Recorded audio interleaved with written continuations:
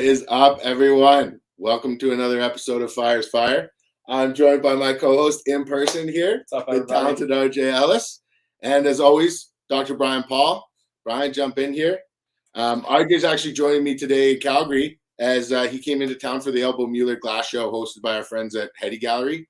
And we had an incredible time. Killer show. Thanks for everyone that came out and said Laced us what up with some incredible swag. The shirts from the sesh were dope. Laced us Yo, up. that's lit. I didn't see those. Yo, Yeah, man, they're don't sick. worry. But yeah, thanks for everyone that came out and said what up. It was so dope to meet everyone. Had such a great time. Really stoked for the event. The glass was crazy. Shout out to Hetty Gallery. Great time, great event, great vibe. Everything was banging. Yeah. So without further ado, we're super stoked today. We for a moment didn't think we were going to be able to pull this episode off, and with a little bit of a background, what for, we were able to get it going. So we're very excited today to be joined by Mendobudsmith. So please join me in welcoming him to the show. Budsmith, thank you so much for taking the time, bro. Yeah, thanks for having me, guys. Yo, We thanks really for bearing with us and Yeah. pushing through the technical difficulties. We're an hour late, but hey, man, we're all stoners, so we're right on time. It's Turned perfect. it around. So Budsmith, I wanted to jump right. Yeah, we're able to pull it off. My apologies. Hey, no worries, man. No worries. These things happen. You're in remote locations. We're lucky to be able to get access to you, and so we thank you for your time. But and I know you're a really opinionated guy, and you've got some really unique opinions in the industry. Before we jump into those, like we do on all shows, we want to dive a little bit into your history. So tell us a little bit about where you are, who you are, and where you're from. Well, I'm born and raised here in Mendo County. Grew up in the Ukiah area, so just did that local small town stuff. Started growing around 94-ish when maybe I was a sophomore in high school, 15 years old, grew some plants in the backyard. My mom ended up watering with some gasoline because, it was illegal back then. So she was hoping I'd give up, but here we are today. And just kind of did the whole progression from the black market stuff and saw the 215 and, here we are now. So, I mean, for our listeners that haven't experienced Northern California or understand what it's like growing up in the Triangle, can you share a little bit about your experiences as a kid, what it was like, the seasonality of the lifestyle up there, the just experiences that resonated with you as that were normal for you that might not have been normal for the average person growing up? Well, as a younger kid, teenager, you kind of, if you're running in the weed scene, you're going to meet some of the older cats. And if you're, cool enough and they want to bless you with some knowledge and you show that you can work and you're willing to break your back for no pay, they'll give you a little bit of knowledge. And that's kind of how you come up. So I learned from some of the old school guys from 70s and 80s out on the Tom Kai area and even out old Mill Creek Road up by the Talmadge Dams. If anyone's local around here, they know those spots. Some of the stuff that's normal when you get a little bit older, man, the choppers and the raids and, guys hanging off of ropes and helicopters and chasing you through the woods and you're having to hide and stuff. So some of that stuff's normal growing up around here. That's just a price you pay to do what you want to do out here in the woods. So, some people may think that, having guns and, doing stuff out in the woods that may be, outlaw to some is lifestyle for a lot of these cats around here. And that's just normal. You know what I mean? Absolutely. And so like the campaign against marijuana planting or better known as camp, that was something that, was, I think, maybe seen in the news for a brief moment in time, but not really absorbed as what it was like almost living in a war zone during that time for residents in the area. Were you among the individuals that were creating platforms in trees and growing in there to avoid helicopters? Like, can you talk a little bit about that? Yeah, for sure. In the late 90s, early 2000s, I mean, camp was still running hard, man. If it was anytime in September, early October, they were going to be flying 3-4 days out of the week for sure. So to avoid some of that stuff, you could set up some decoy gardens out in the wide open, throw some big plants out there, take care of them because camp's coming for those right away. and hide your stuff kind of up in some platforms and some trees, use some pulleys and ropes, and get your soil up there. And, you know, I mean, we weren't growing huge plants back then. You're talking half-pound plants, maybe, you know what I mean? So you're hiding stuff in gullies and burying stuff and under the trees. A lot of stuff was shade grown back then that you could pull off because it was hidden. And if you could pull anything, man, if you get 20, 30 pounds at the prices back then, like that was doing it. You know what I do you mean? mean by shade grown? I've never heard that term. No, shade, like in the shade, under the trees, not in the full sun, just, you know, back in the cuts where it's really shady. So the plants aren't getting big. And so, you know, that must have, during those days, that must have pushed you to go indoors. And you know, I think chatting with you a little bit earlier yesterday, realizing that, you know, you were really on the, I would say a pioneering cusp of indoor cultivation or in that area. Like, can you talk a little bit about what early indoors looked like for you and how that all started? Yeah, for sure. I don't know if I'd necessarily call it a pioneer of the indoor. I was there during the startup of it. There was lots of guys doing it all at the same time. For sure. But, I mean, that was early days. But yeah, it was early days. There was, you know, you pull off a couple good summers outside, then you figure out that you can build yourself a little building and throw some lights up indoor, and that way the helicopters aren't going to come get you. So, man, I was in there from the beginning of, I don't know if you guys have ever heard of a Coliseum before, but it's a old grow style where there's vertical light bulbs, 2 or 3 of them that stand up in the middle, and there's this big shell that goes around it, and it's literally looks like a Coliseum. It's about 6-8 feet high, and you plant plants all around the outside of that. Man, one of the worst things that you could grow weed in, man. It was humid, and the lights were really close to the plants, and it was just a mess. You know what I mean? So I was there for the sun system, the whole, you know, 4 lights swinging around on a chain. It was pretty wild back then, some of the stuff that they used to get a full spectrum of lights to grow plants. Wait, what do you mean lights on a chain? I've never heard of that. So it was called a I don't know who put it out, but it was like a big framework, and there was 4 lights on it, and it rotated around, and it was on a big chain pulley, and it would run back and forth in your room. So you had these big lights spinning around, and they'd run on a track. It was pretty wild, man. It's called the sun circle. That's what it's called. And we're talking like sodium halide or metal halide, and like, yo, we're talking a high pressure sodium, a metal halide. That's like swinging around different color bulbs. Oh, exactly. Yeah, and the thing was like 8 feet round, and it spun around. It was pretty wild, man. That's so cool. So you really saw the progression of, you know, indoor cultivation through multiple decades. That offers you a definitely pretty cool perspective on where things have been and where things are going. Were you guys using tables back then, or like what was the soil? Sometimes we were using rock wool, cocoa, but a lot of it I was just a soil grower because we just transferred what we knew from outside to inside. So I grew soil outside, so might as well throw some inside and see what happens. You know what I mean? So were you an inert soil grower, like a pro-mix grower at first, or were you actually bringing in, you know, living soil inside and just watering and just adding water? No, most of the soil we were using was completely inert, and we were just kind of bottle growers because everything we learned was kind of coming from the Netherlands and the Amsterdam area, you know, what you could pick up from the magazines and whatnot. And they were growing these huge grows, and it was all just a 3-part nutrient system that you know, plug and play, man. Absolutely. So a lot, when we first started, it didn't seem as the indoor was going to be organic, and it was kind of a weird crossover because a lot of us grew organic outdoor, but the whole trend of indoor, it didn't really catch on. It was more of a synthetic nutrients.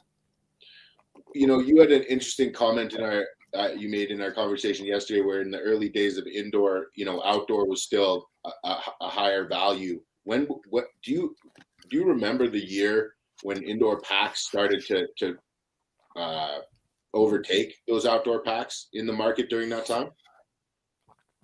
Oh man, an exact year I couldn't pinpoint it, but there was a general a memory. Yeah, I'd say the early 2000s when it really started to change and people started to realize that the quality of indoor, people were really progressing their craft and they were putting out some really good flower. Very interesting. So usually we talk about this a bit later in the show, but I think it's really poignant to cultivation and this topic is you just recently completed a show, or not a show, but a course with Bird Extracts, a good friend of ours, of the show. And you touch on the cultivation aspects and many different cultivation aspects. And I'd love to learn, a little bit more of how the show went and what aspects you touch on during that course. Okay, yeah. Well, first of all, shout out to Bird, man. What he's doing, passing on the information that he's learned from Frenchie and some of the people that he freely shares information. He's not holding anything back. So big up to Bird for sure. Absolutely. I've been really reluctant to share any information up until recently, just because I get a lot of hate in the DMs and a lot of people talk shit about, what I do, because I don't really compromise, how I'm doing it. I'm just going to roll how I do it, whether you like it or not. That's up to you, dude. But as far as the classes go, I'm trying to preach my whole plant cured technique. So I'm trying to teach people that you can actually dry the flower and still pull off a really good product in the end. And telling people that what you put into your plants and how you grow them and what you do during that process from seed to harvest really impacts how your rosin and your hash is going to turn out in the end. So I'm kind of trying to emphasize in that. And if you're a hash maker and you're not growing, if you can kind of get some of that and apply it to the grower that you are working with, you can elevate his hash game a little bit to help you out in the end. 100%, man. Like I'm super, super interested in checking that course out. I'm definitely going to catch one. Some of the topics that I know you cover is, growing for resin versus growing for flower. Without giving away whatever you feel comfortable giving away, can you give our listeners a bit of a comparison or a case study of how you would handle a plant differently for resin versus for smokable flower? Yeah, definitely. Just the basics. Coming from a flower background, you're not really worried about trichome coverage or size of the heads or any of that sort of stuff. So you're just growing for weight, like plant mass. You're trying to get as many pounds as you can out of your greenhouse or out of your indoor. When it comes to growing resin, you don't necessarily want the biggest, densest, most plant mass possible. You want trichome coverage, and you don't really need to worry about packing your plants with, a bunch of phosphorus and potassium, get them all fat in the end. It's almost, you're almost trying to grow larvier buds than you would normally for flower.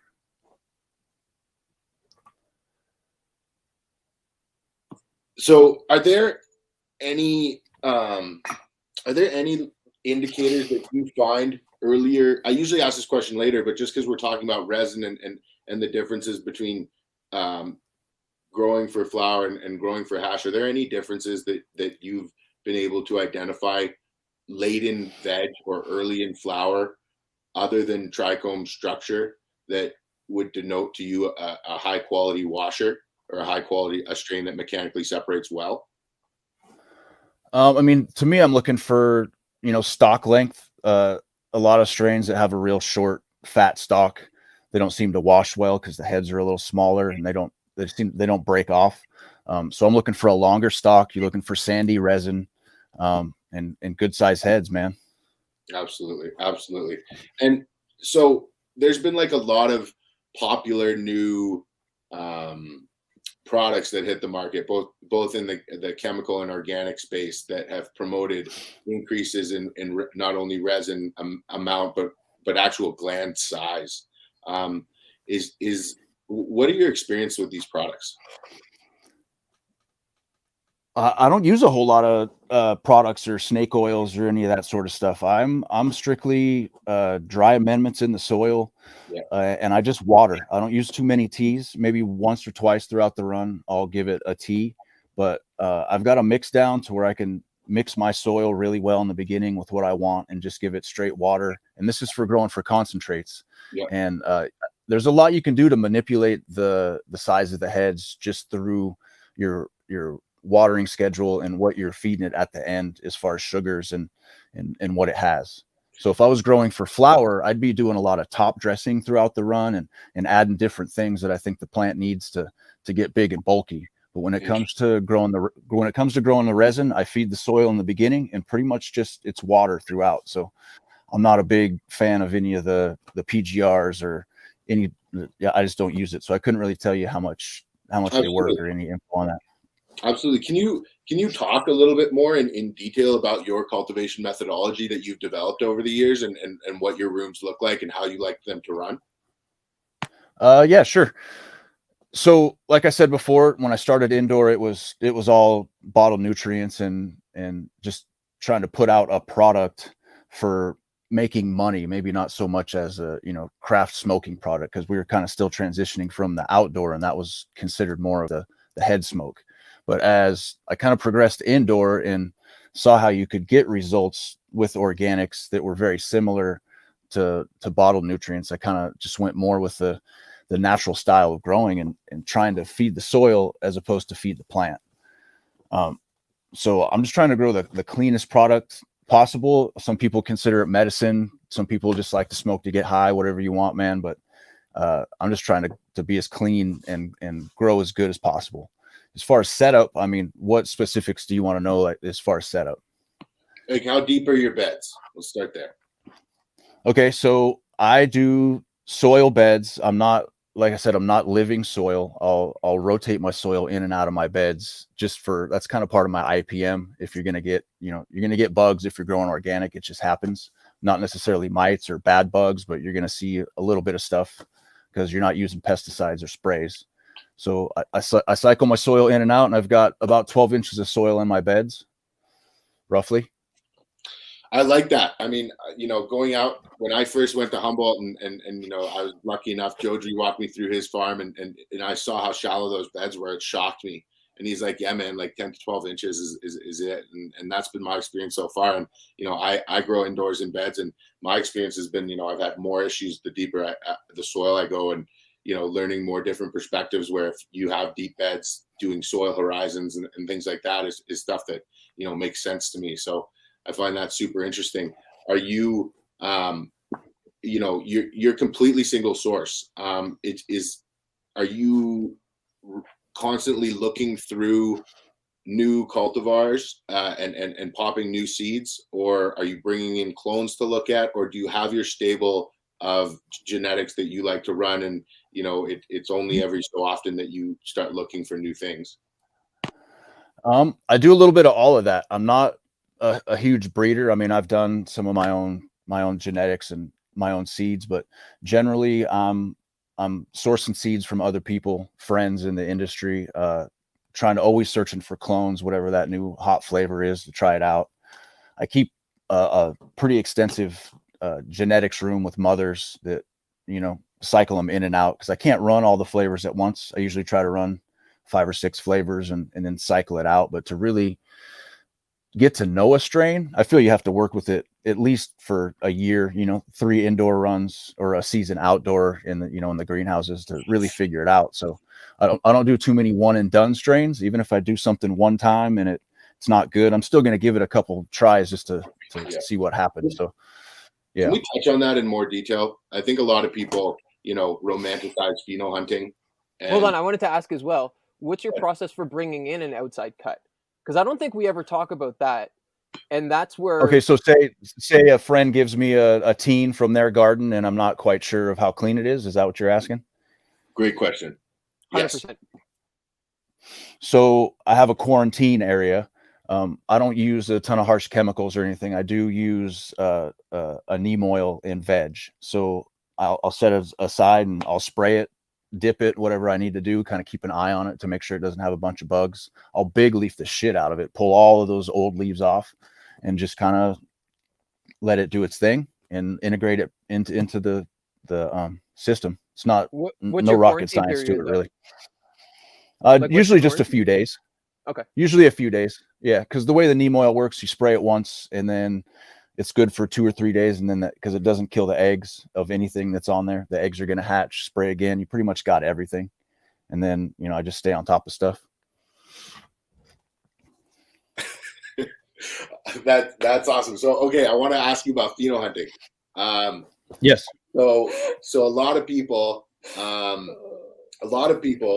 I think, have a romanticized view of pheno hunting where they think that, I'm going to pop a pack or two of seeds and then I'm going to find something and then I'm going to be ready for it to be run commercially. Can you take us through what the process would look like for you to and the timeline that it would look like for you to make a selection to the point where you're comfortable to have that new varietal occupying a significant space in your garden? I mean, yeah, it's not a short amount of time. I mean, if you're going from seed, for instance, I mean, you're gonna pop that seed, wait a few days for it to germinate, plant it. It could be, I mean, a month to 2 months before you get it sexed and big enough to where you can actually cut a clone off of it. And then you're going to wait a couple weeks for that clone, and then you're going to veg that clone up.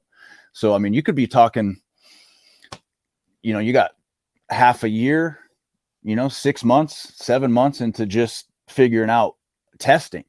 And then if it turns to shit and it's not a good yielder, then back to the drawing board. And if you're trying to run it in your system, then you got to get those plants big enough, cut more clones. So, I mean, you could have over a year into just testing and not really, easy come up with any good results. And it could easily be a 1% washer or a low flower yielder and back to the drawing board. So, it's definitely not romantic. It's a lot of hard work. There's a ton of behind the scenes stuff that we're doing as growers to bring this resin to you guys for sure. Ideally, in your perfect world, how are you conducting a pheno hunt? No regulation, no risks of persecution involved. Are you starting large populations outdoors and then bringing them into indoors, or would you say absolutely not? I don't see value there. I want to start this large population indoors, and because that's where I'm looking to cultivate it from.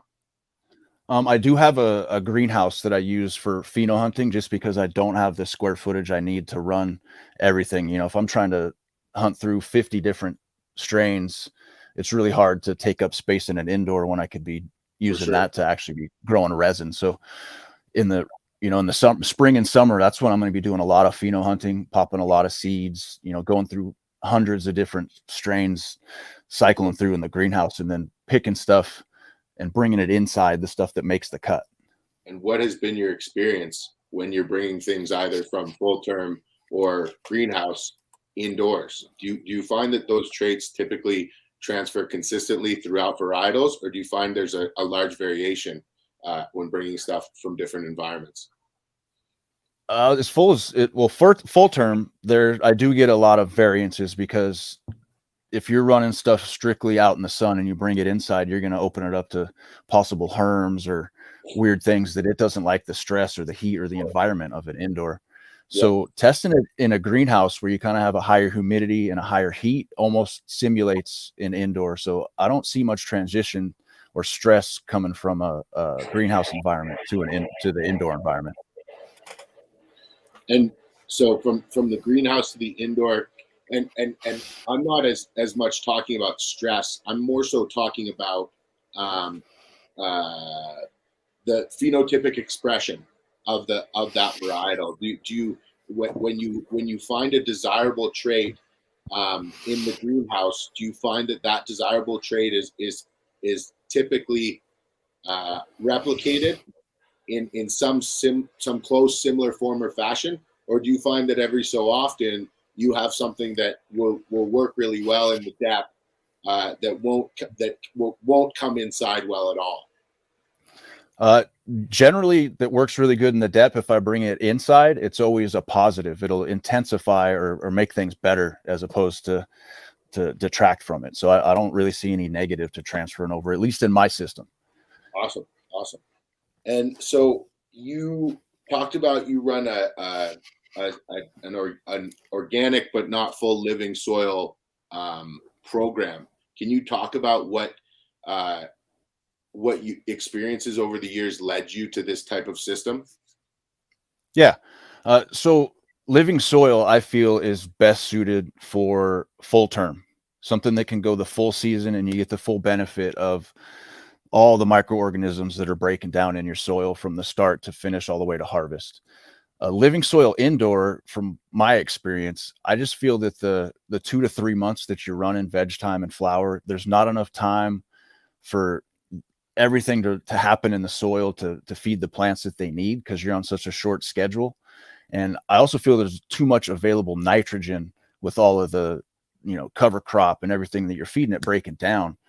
So I kind of took what I felt was the best parts of that, the small microorganisms and the dry amendments, and keeping everything, really organic, and just kind of feeding the soil with really good dry amendments. And then after a run or two, cycling out that soil for different soil that I've had on standby, not new soil, but soil that I've used in the past that's been treated and hanging out, hanging outside for a few months and ready to go back inside. Absolutely. Absolutely. I think that's like that is exactly my process. And I thought I was like, for me, it was like too much of a mission to try and bring huge beds inside.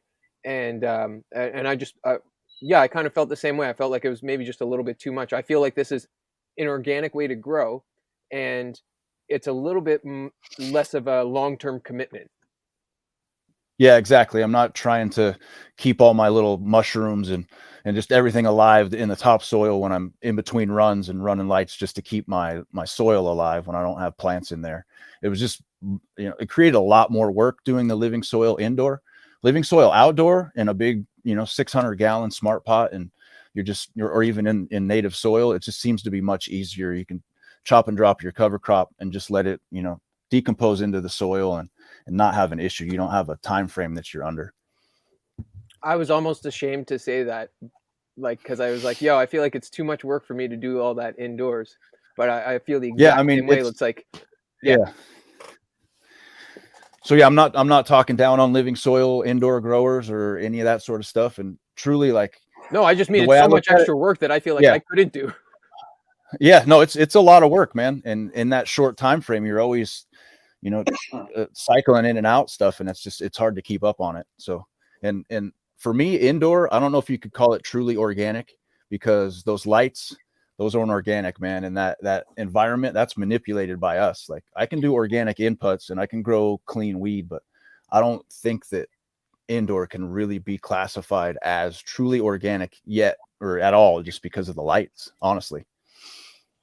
I think that's a valid point, man. Like, I think that's a fair way to look at it. So I know, in our conversations yesterday, you mentioned you've got goats and chickens on your property, and you are a fan of regenerative or living soil outdoors. Are you part of the regenerative community? Are you trying to close those loops and utilize the manure and created on your farm and keep things as close as possible? Or are you outsourcing your top dress, your dry amendments, or how do you work with that? I'm outsourcing my dry amendments for the indoor. A lot of the regenerative stuff I'm doing on the farm, I'm applying to my vegetables and doing some testing with that before I transfer it to the cash crop indoor. You know what I mean? I don't want to just throw my untested soil mix with horse shit and goat in there and then figure out that it's too hot or it's not what I need. So I'm doing some R&D in the vegetable garden first. That makes a lot of sense. Smart. So you mentioned that you work with some seed breeders in the area. Are there any specific guys that you work closely with that you want to shout out, that you really respect their work? I mean, some of the seeds I get from just local dudes, flavors that they want to keep unnamed and under wraps, and they're not really looking for the spotlight, man. So I mean, I buy packs from all kinds of people, so I'm not really favorable to one breeder at the moment. I'm running, I'm running some Purely Melty seeds right now. So doing a hunt of some of their stuff. So I'm pretty stoked so far. So let me ask you this, as somebody who's, been cultivating for a lot longer than most and probably popped quite a few seeds. What are your thoughts on the current seed market and these seed breeders or seed producers releasing untested work? Like, do you feel as though you have a problem with that, or do you feel as though as long as it's being told that, like, hey, this is untested work, that's fine to get out to the market? I mean, untested work is untested work, man. It is what it is. So I don't know. I guess I do have a problem with it. I think you should be testing your work before you put it out there. If you're going to put your name on something, you better make sure that it's worth a shit.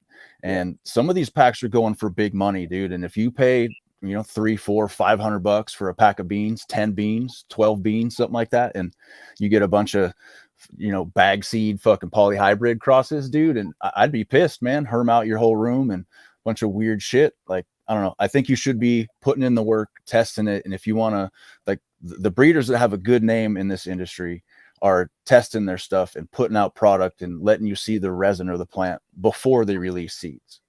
Yeah. 100%. For me, if I'm gonna buy a pack of seeds, I want to see a picture of that bud or a picture of that hash. And if you're just putting out something that's, you know, whatever the fat is right now, whatever fucking runts cross that you're putting out or whatever gelato bag seed, then yeah, I'm not on board with that. That's fair. I mean, I'm right there with you, bro. I wanted to ask you about your experiences with actually selecting and growing for hash and resin. What year did that become something that was on your radar that, like, hey, you know, this is the direction I'm taking and this is where I'm going? You know, was that recent or was that happening for a long time? Well, I mean, hash has always been part of just the whole growing process, because if you're, you know, if you keeping a bunch of weed in a bin and you start trimming it, there's going to be some good stuff in the bottom of that bin. So growing up, it was kind of keef or trim bin keef or pressed keef. And then you figure out, oh shit, you can put this on a silk screen and, you know, filter out all the crap, and you got a more full spec stuff you can put in joints or actually press together that's a little bit melty. And as things progress, you know, you start making hash. I started making hash probably in the early 2000s. The first set of bags I ever bought was a 5-gallon bag set from BC Bubble Man. Never met the guy, don't even know him, but those bags are legit, man. I've been using them ever since. And then just the progression all the way to rosin, and, you know, started doing that in 2014 or so. Yeah. Lifetime warranty. So you ever got a problem with those bags, you send them to Fresh Headies, they'll send you a new set. Hey, I still have that original set of 5-gallon bags, and there's not a hole in them. And I mean, I've hit them with a loop. They're still true to micron, and I've put some serious hash through those. I use a 32-gallon kit now, but I still have those original bags. But yeah, just as far as the progression, though, I mean, I've seen it go from keef to hash to rosin, and, you know, I was there in the hair straightener days for sure. So, like, I definitely want to get into, like, pre-hair straightener days, because I think that's so interesting, and want to touch on that more. But, you know, were you wrapping your head around the science of resin in those early days when you were working with trim bin keef, and understanding, you know, oh, if we, you know, screen it, we can get it cleaner and it's going to taste better? And or I guess my question is, when did the science of hash making really click for you? Was that early on, or did that take some time? No, it definitely took some time, because it was, you know, trim bin keef, or even, like, you know, running your shake for hash. That was more of just like a salvage mission. Like, you could get something out of it to smoke or make some money out of trash that normally would be thrown away. Up until recently, it probably wasn't like a craft thing for me, where I really took it seriously and started looking at resin as a standalone product away from flower, because my background is definitely a grower, you know, through and through. I still smoke, you know, probably 80% of the cannabis I consume is joints. I'm going to dab sometimes, but I'm a flower smoker. So I come from that background, and up until maybe, I don't know, 2017, 18, I never really took it seriously as a standalone product. Interesting. Now, was there anybody that influenced you, or that kind of helped you along the way as far as hash making, and maybe inspired you? I mean, I kind of grew up in the woods and kind of out in the cuts away from everybody. So everything I learned was either through osmosis from a friend who had seen something, or, you know, one of the first times I ever really saw rosin was at the Area 101 there, by Laytonville, and Third Gen was down there pressing stuff on a hair straightener, talking shit. That doesn't surprise me. That's awesome, man. Yeah. So that was really my first introduction, being up here in Mendo. I mean, we're kind of, you know, we're talking before Instagram and all that sort of stuff, to where it was just word of mouth, and it's like, hey, I saw this dude doing that, like maybe we should try it. So that's where that came from. Absolutely. Before I move on to hash, because I really want to dive into that, I wanted to talk about breeding, one last question and get your thoughts on it. As somebody who's seen a lot of plants and worked with a lot of resin, we're seeing a tremendous amount of breeders start breeding specifically for mechanical separation these days. Do you believe that the plant has maxed out its ability to produce resin at these 8, 9, 10% yields that we're hearing for these GMOs and GMO crosses, or do you believe that with proper selective breeding, we're going to be able to put a lot more resin on the body of that plant? I mean, if you think about it, 8, 9%, that's a good percentage of the overall weight of the plant. I don't know how much more resin you can pack on there, I'm of the mind that I think we're kind of there. I think that we're there with THC and cannabinoid percentages. I think they're, slightly inflated at, even at that, but slightly inflated. I know that there, I like to ask that question to everybody who comes on, because, I know there are individuals who believe otherwise and say, oh no, with the proper breeding and selection, we can continue to push the physical capabilities of this plant. And I'm going, I just love to get everybody's take on it, because, it's interesting to see where you land. But I'm definitely not. I'm not the master breeder as far as doing that sort of stuff. So I mean, there could be guys out there with info I haven't heard. So they could be pushing the envelope. I don't ask you as a master breeder. I ask you as somebody who has seen and been around a tremendous amount of plants, and somebody who's spent some time probably thinking about those plants and going, do you think, is there really room for this plant to further express itself in this one way that we're looking for it? And so I think what you said was bang on, and I think that's a fair comment. James, and I wanted to ask though, to that end though, and this is something that Adam from Mission Hill Melts had mentioned. What's the repeatability of those high yield plants? Like in your experience, Budsmith, like if you've had a high yielder and you run it again, do you end up getting that same high yield, or is it kind of like a fluke? You mean a fluke from one run to the next, say one harvest to the next, or is it consistent throughout on years on end? You can usually keep it within 1%. So if you're washing 6-7%, there's some factors that go into it, at least for me: time of the year and environmental factors, how cold it is outside, how hot the room is, all that sort of stuff. But yeah, if you have a good washing strain, you can keep it pretty consistent within 1%. Pretty good. What about if like somebody gives you one and they're like, yo, this is like an 8%? How consistently are you hitting those numbers as well? Because I think that's the interest. That's kind of the point that I was getting to, right? Like, it's like, is it in somebody else's system or is it in yours? Yeah, no, I'll tell you right now that people give me shit that says that washes X amount all the time, and it never holds up to the numbers that they say. So my process is a little different though. So going to that yield thing, you might have got, say, 8%, but you got 80% back yields when you press that hash into rosin. So say I got 5.5%, but I generally get 95% yields back from my hash to rosin. So who really washed it better, or who got the better percentage in the end? 100%. So did I wash that 6% better and it's more melty because I got 95% yields, or did you wash it better because you got 8% and 80% yields? So it's all relative when it comes to numbers like that. You know what I mean? Is the yield to rosin the better metric in that sense, would you say? For me, I think it is, because if you beat the shit out of your product and you end up busting off a bunch of stalks and beating your plant material up into the same size of your heads, and it all looks like hash, and you say you got a really good yield, but when you press it, the bags don't lie. If you're going to press it and it gets 75-80% return, then that's the quality of your hash, in my opinion. And if I'm pressing it and I get a 95% return, that's the quality of your hash. It's not about stars or what yield you get from fresh frozen to hash. It's hash to rosin that counts for me anyway. That's how I see it. Sure. I like what you said there. That's how clean and how good your hash was. That's Yeah, I mean that really that tells the tale. The bags tell the tale on the press. That doesn't lie. The press isn't going to lie. How clean did you wash it, and how good was your technique? How much rosin are you getting back out of that hash? Absolutely, absolutely. So, Budsmith, were you involved in the? I know you mentioned that you were primarily a flower smoker, but were you involved in the butane scene, the BHO scene at all, or was your first experience with concentrates through third gen at Area 101 and with rosin?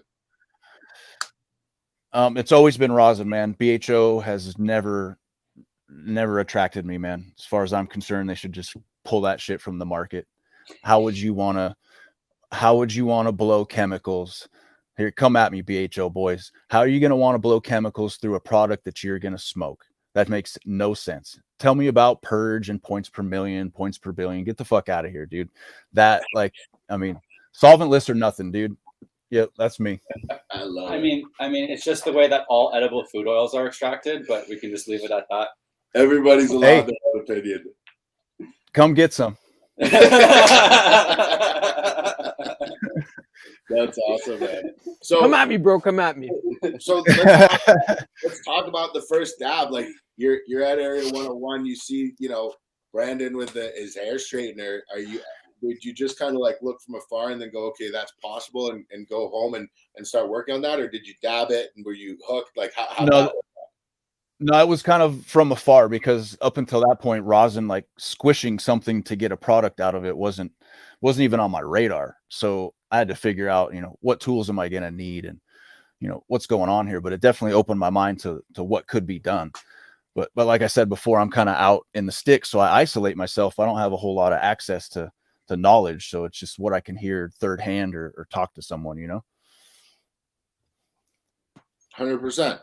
I mean, everybody learns their own way. I think, like, you've clearly been much more on that self-taught side and observed something. So take us through that process that happened after you saw the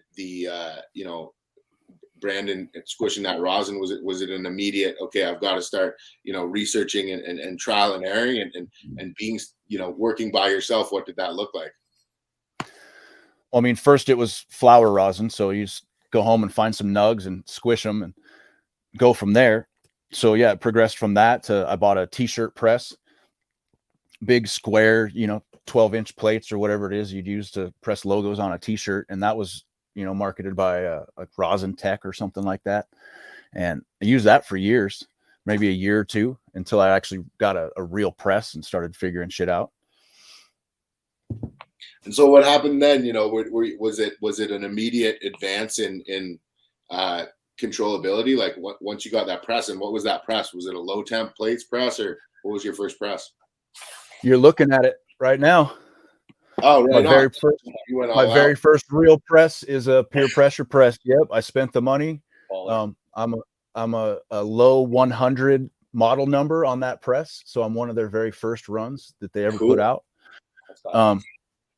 But yeah, I was, during the medical 215 days here in California, I was, pressing flower rosin. They couldn't get enough of the flower rosin at the clubs. So that's kind of funny to say, but for a couple of years I did that. I didn't even know it was possible to get a good hash rosin, because freeze dryers weren't a thing yet. And I didn't really have that air dry tech that was saving the color. So all my hash and hash rosin was looking like shit. Yeah. And flower rosin was just too easy, man. Squishing flowers and packaging them up. That was money in the bank.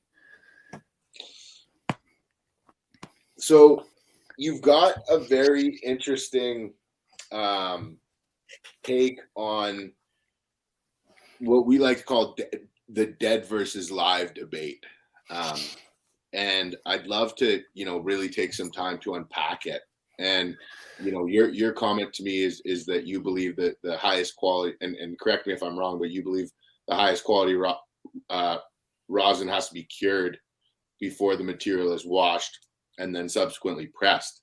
Can you talk a little bit about how you came to these conclusions and what your thoughts around this are? Yeah, I mean, once again, coming from the flower background, Anyone that knows anything about flour, when you harvest it and dry it, the flour is not worth a shit until you cure it. So 2, 3, 6 months in a jar, and you're going to see the difference from that fresh flour to what it smokes like months later. It's just more complex, smoother. I mean, it just gets you way higher. It's just a better product overall. The fresh frozen stuff versus that, I think it's more of like a flavor hit and an immediate taste thing than it is like a true connoisseur's sort of smoke. So my whole plant cured, when you say dead, you mean dried, right? Dead versus live. Correct. Yeah. So I call it whole plant cured when I do the dry process, because I'm using that same material that I would use for a whole plant fresh frozen. I'm just curing it under a process that I've come up with after, over years of trial and error. And it just makes sense to me that you're going to dry and cure the resin and then squish it. It's similar to that you would do when you're trying to get the best possible smoke out of the flour. I think you're kind of shortchanging yourself a little bit by just chopping it immediately and putting it in the freezer. Interesting. And so have you, I'm sure I know the answer to this question, but have you experimented with short-term dry and then freeze and wash versus a longer-term dry, freeze and wash, and then additional to a shorter-term cure and a longer-term cure? Have you kind of looked at all that and said, this is for the majority of varietals where I like to be? I mean, as far as the short dry, I've tried that a few times. I'm not a huge fan of the 2 or 3 day dry and then chop it. I think people are trying to do that to increase their yields a little bit on a strain that may not wash as well. And that's not why I'm drying it and washing it. I'm not trying to increase my yields because something's hard to wash. I'm trying to do it because I think it's a better smoke and at least equal, if not better quality product than fresh frozen. Do you think when you're using cured material, it's more shelf stable after you've washed it, pressed it? Fresh press isn't very shelf stable at all. No matter if it's cured or fresh frozen. You're just going to kind of have to deal with that. And that's pretty much all I do is fresh press. We can get into that fresh press or death here too in a minute if you'd like. Definitely the next yeah. Well, hold on, before we get to that, let's talk about just wash technique, machine versus hand, and then if machine, bottom versus top agitation. You could take the bottom versus top into the hand wash too, because I go back and forth with these other hash makers I talk to about hand washing, and they do are you a bottoms up or a top down sort of guy? But I started out using machines and don't have a problem with machines, but I hand wash now because I felt like it just elevated the cleanliness of my product a little bit, because I could control the agitation, how long I did it, how hard it was agitated and stirred. So for some people, they don't like hand washing. It's a little bit more physical work to it. But so yeah, I'm a hand washer and I'm a bottom up dude. Hand washing bottom up. So you say you started out with machine washing. What was your experience and thoughts, and have you had any experience with these larger, more commercial models that are currently available in the market today? I have no experience with any of the commercial models. I was using the Bubble Now machines, just the 20-gallon washers that most guys use, Yeah. And for me, when it comes to my product, when everyone's at a high level making really good rosin, like a lot of these guys are, I think it comes down to literally fractions of a percent of quality. So if I can pick up a fraction of a percent during my grow process, and I can pick up a fraction of a percent when I harvest, and so on all the way through, if I can drop that washing machine and go to a hand wash and pick up another fraction of a percent, all of a sudden I'm 2% better than I was 6 months ago when I was doing that other stuff. So that's kind of how I see the progression of what I'm doing. Can't speak for everybody, but for me, it's about the small little meticulous details that set you apart and make your product the best. It's about grind that extra bit. So I wanted to ask you, a little bit about that, Budsmith, because I mean, you mentioned something interesting to me yesterday, is that you were also a gunsmith. And I think I am. My background, this can go back to some learning from some of the older dudes. It was always important to have a regular job, because if your crop in the summer gets chopped, man, and you left ass out of pocket, put a bunch of money into stuff and nothing happens, like, what are you going to fall back on? So I want to say, first and foremost, cannabis has always been my passion. It's given me pretty much everything that I have and given me a chance to do what I want to do. I've also, I worked 4 or 5 years as an apprentice carpenter. I got my general contractor's license in 2008. So I'm a general contractor. I do concrete, I build houses, and I also do finished carpentry. Like you said, I'm a licensed gunsmith.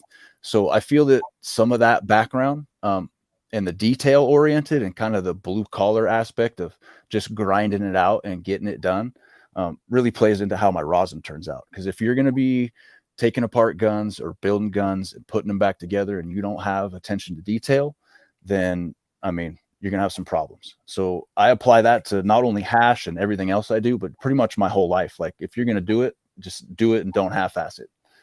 Absolutely. Is that a nature or nurture thing? Like, was that with you as a child, or was that something that was instilled upon you? Well, I was, to get I guess a little personal, my father was never around. So I was raised by my grandfather, and being raised by an older dude, I got instilled with that work ethic of someone who grew up in the 40s and the 50s. Yeah. So a lot of the way I see things are from a lot of older school point of view, because that was who my role models were. So I'm just, just a working dude out here trying to make good hash. That's awesome, man. That's awesome. So I want to touch on this next landmine. I want to talk about fresh press or death.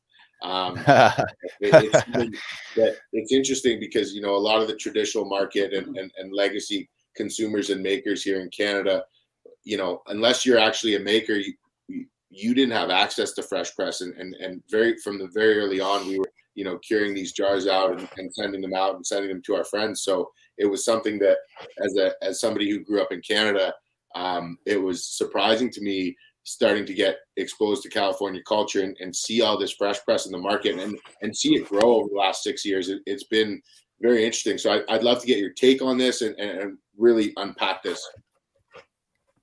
Okay. So, I mean, where you want me to start? Well, just what led you to be so dig your heels in so much and come out and have that statement of fresh press or death?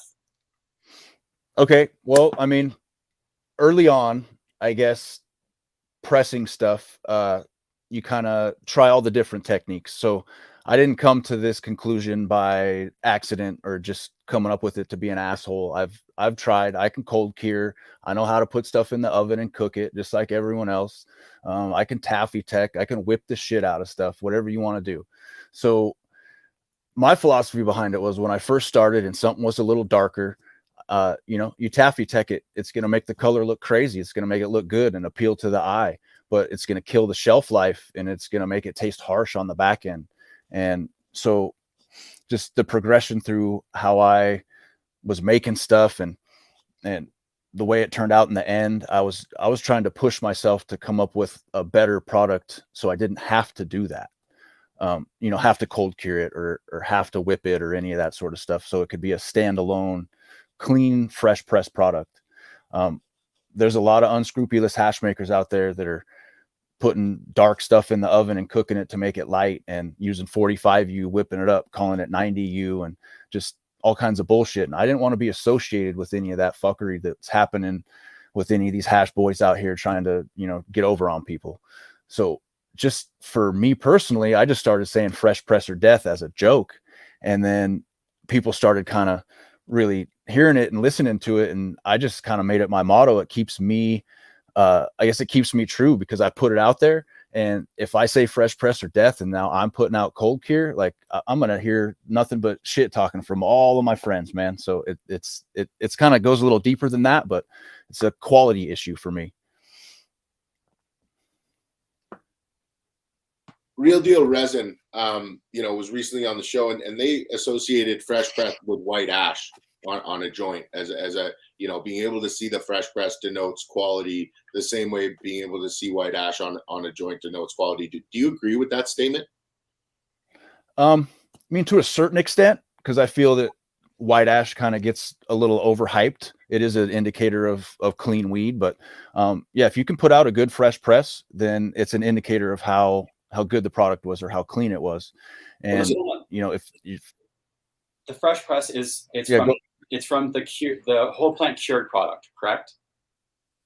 No, fresh press is from everything. Sweeping blanket statement. Yeah. So like, is this like a fresh frozen fresh press is also fresh press or death? Just the consistency. Fresh frozen, whole plant cured, doesn't matter how I make it, it's going to come out and it's going to be fresh press. And I feel like I consistently over the last couple of years have been able to grow the way I grow and put out what I do very consistently. You're not going to see any cold cure on my page after 2018 when I figured out, how to get everything as clean as possible and turn out a great fresh press. And I'm not taking anything away from any of these guys that cold cure and do stuff, because there is good cold cure on the market. Me personally, it's just not for me. If there's a company out there and they're putting out fresh press and cold cure and they're proving that, that they can put out a good fresh press, then, make some cold cure. It's not for everybody. I mean, fresh press is kind of more of like a connoisseur small batch thing. I get it. There's not a ton of shelf life to it. It doesn't travel well. If you're going to ship it from here to the East Coast, it's going to be buttered. It's going to look kind of weird.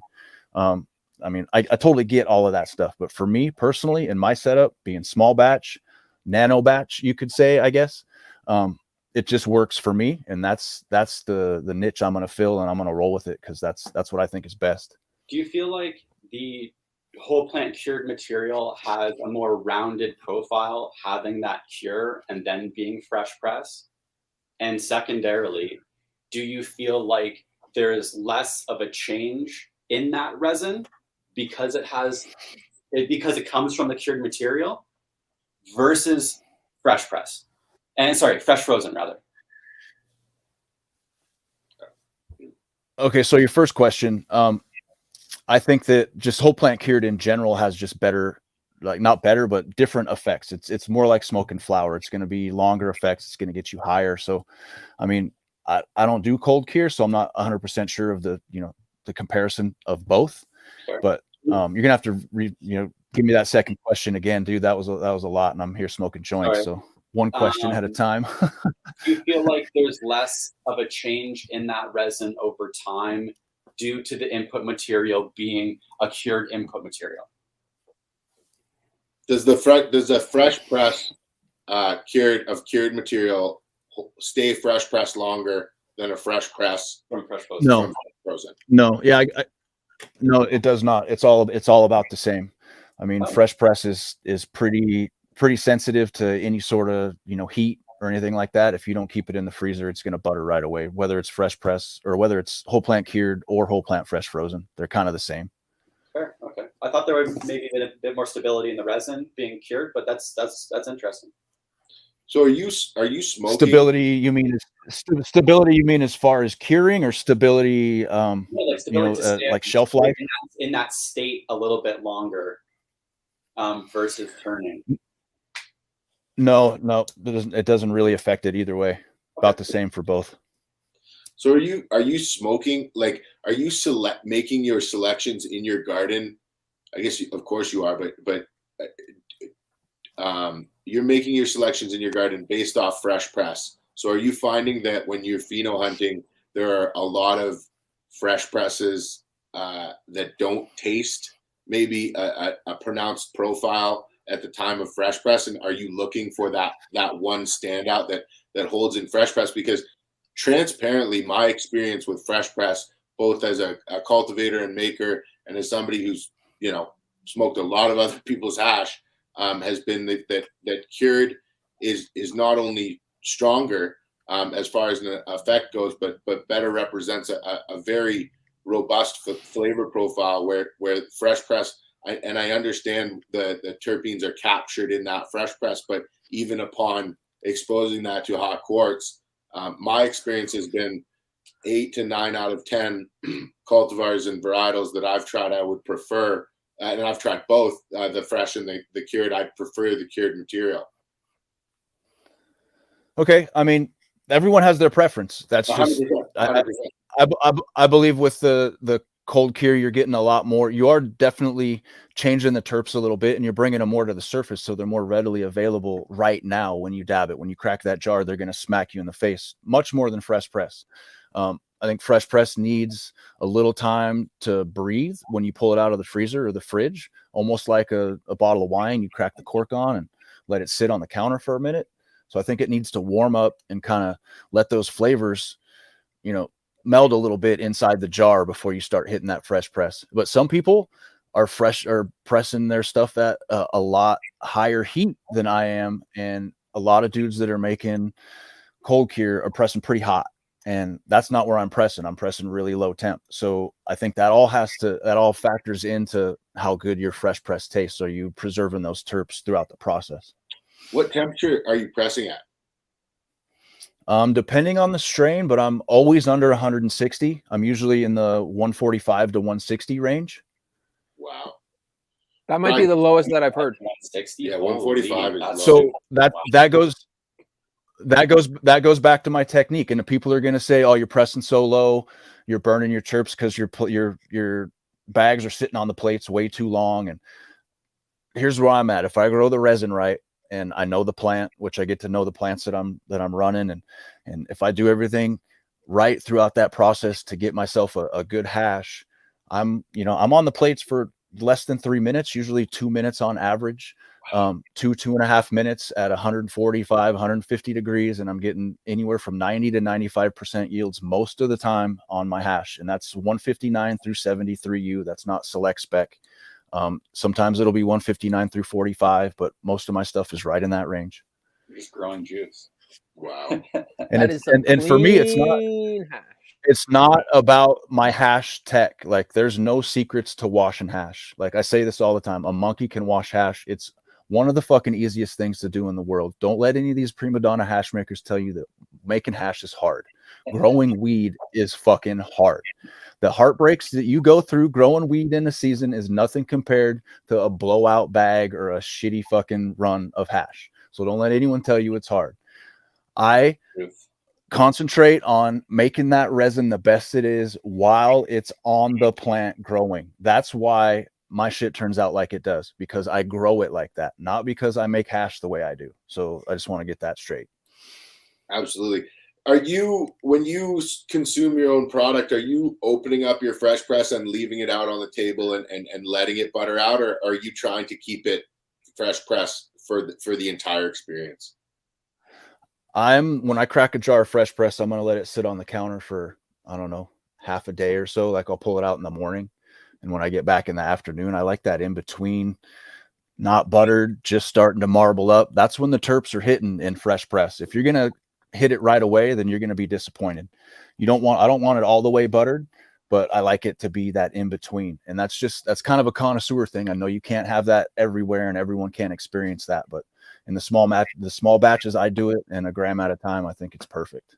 That's awesome. That's very cool. And definitely gives me some perspective, because I think that, a lot of us have,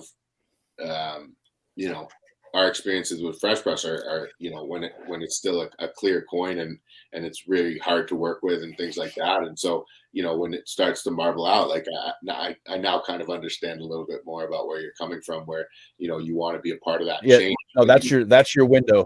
Yeah. Okay. That makes a whole heck of a lot more sense to me. So what I try to tell people is I'm not opposed to cold cure. The best cold cure is, in my opinion, should be consumed within the first 24 to 48 hours that it's mixed or whipped or however they're doing it, whatever style they choose to get that consistency. So I encourage people to buy fresh press, and I try to educate them on the cold curing process, how to leave it out, at what temperature to do it, what stage it looks like. And then I want them to just press it into the side of the jar with a rubber glove and get it all, mushed up, and then have them experience that. And they've never had cold cure like that. If you're buying it from a store or getting it months old, there's nothing like that fresh cold cure that's 24 hours, 48 hours old. So don't get me wrong, I'm not opposed to cold cure, but I think that it needs to be consumed as fresh as possible. Interesting. That's really cool. Even like, and you're talking about as fresh as possible once that jar is popped, correct?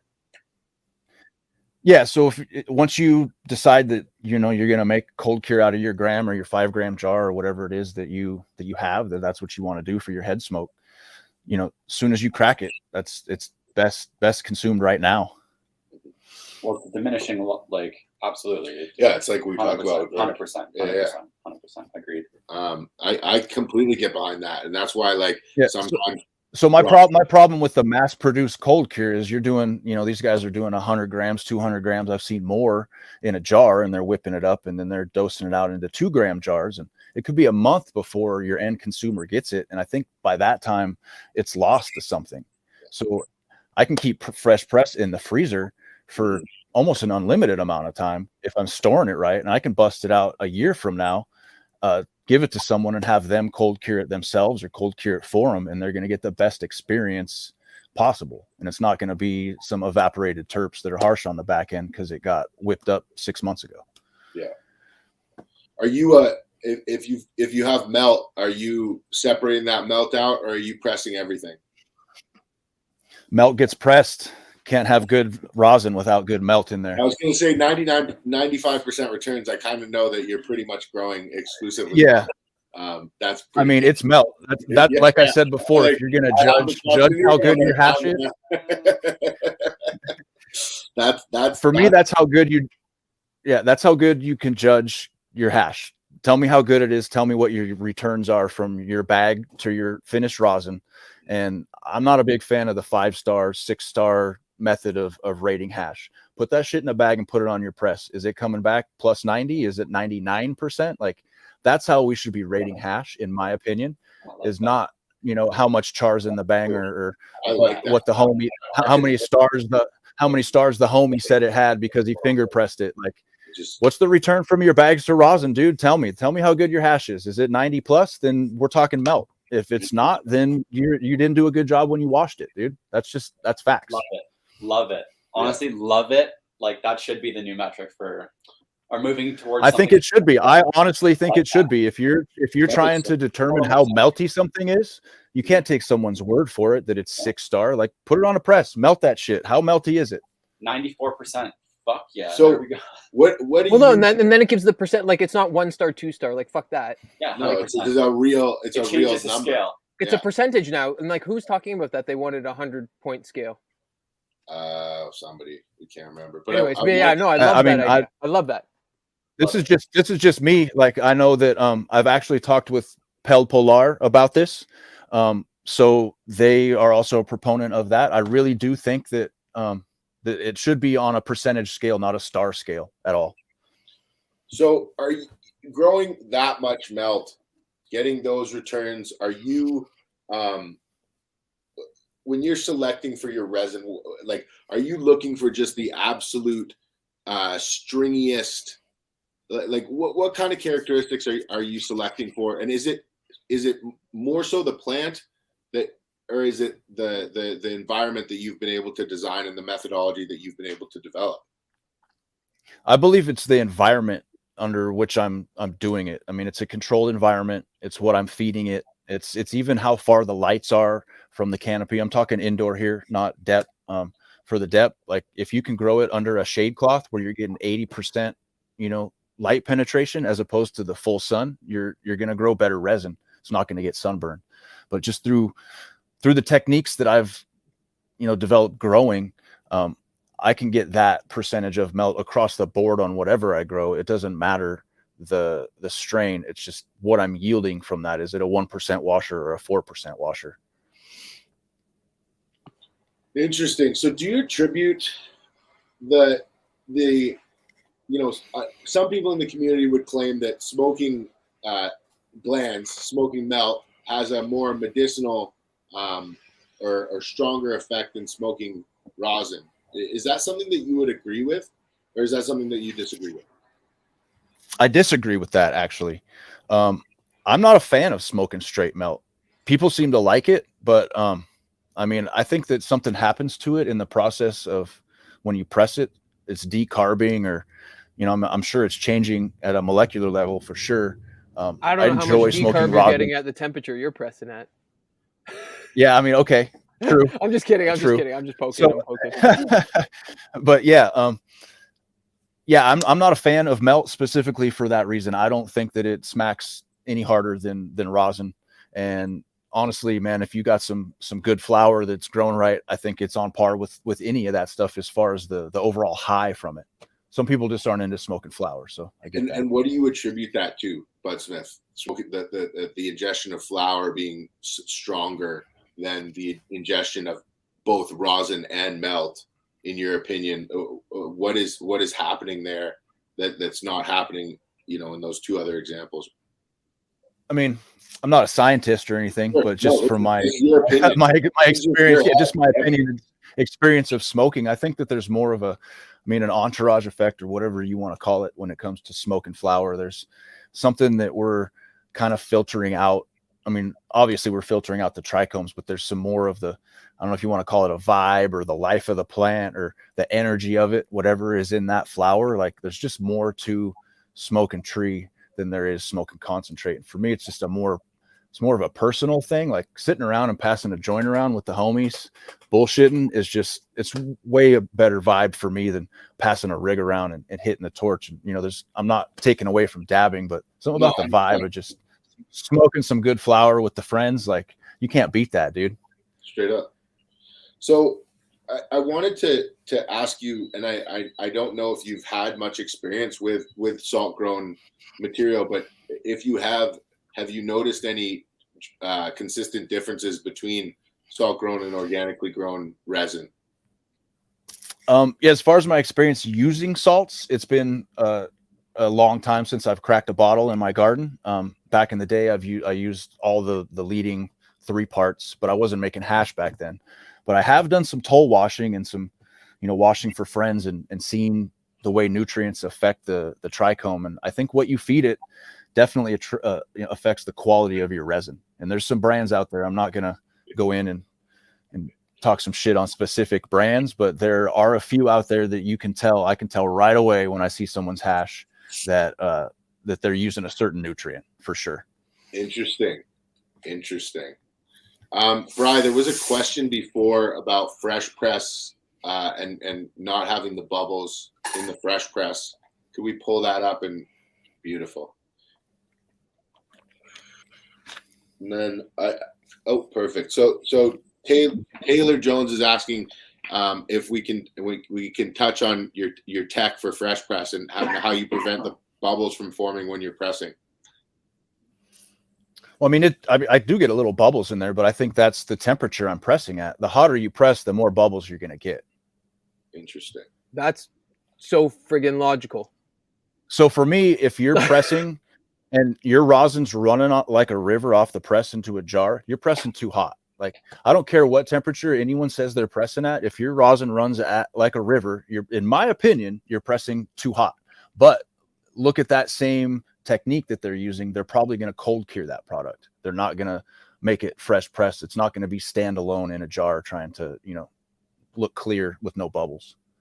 Oh, I remember early days pressing at 220, kind of learning that, that might not be the best opportunity.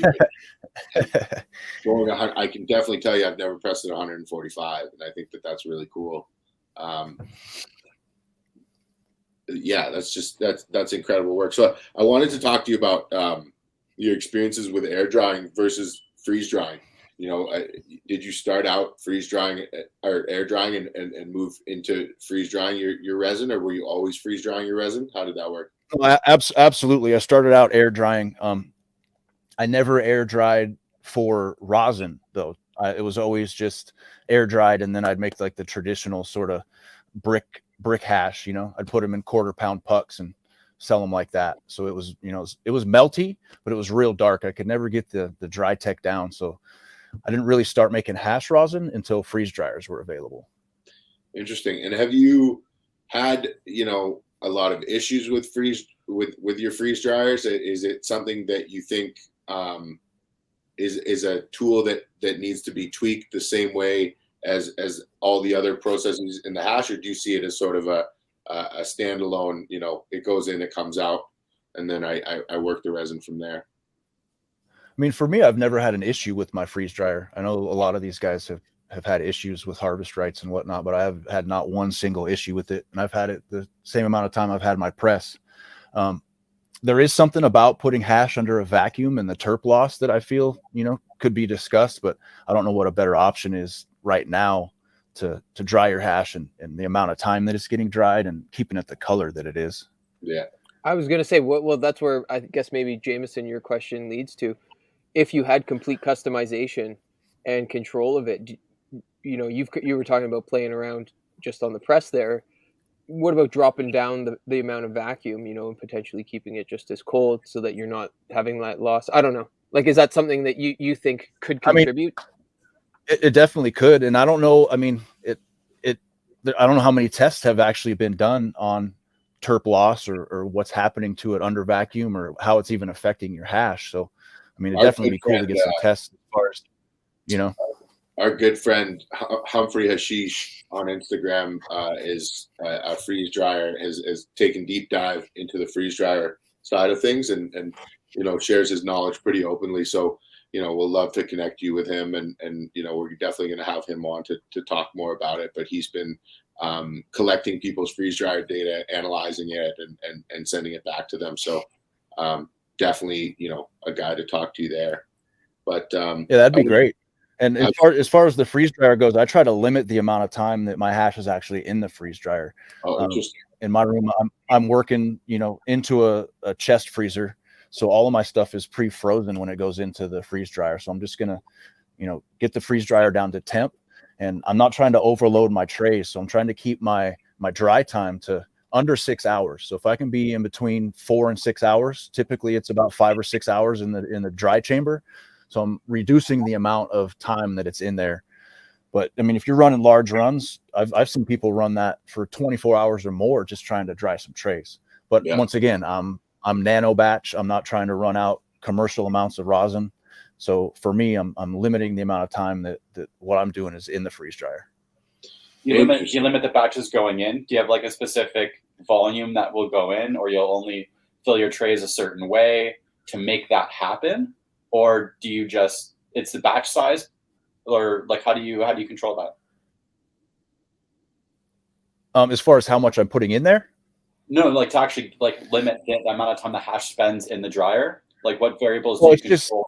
I'm just making sure that, you know, like I said, my hash is pre-frozen when it's going in there. So I'm not running the whole, you know, however long it takes to get it down to temperature, 8 hours or something like that. And then I'm just running a real thin amount in my trays, so it's not in there under vacuum drying for a long time. Yeah, thin amount. Okay. What's your shelf temp that you're running, Budsmith?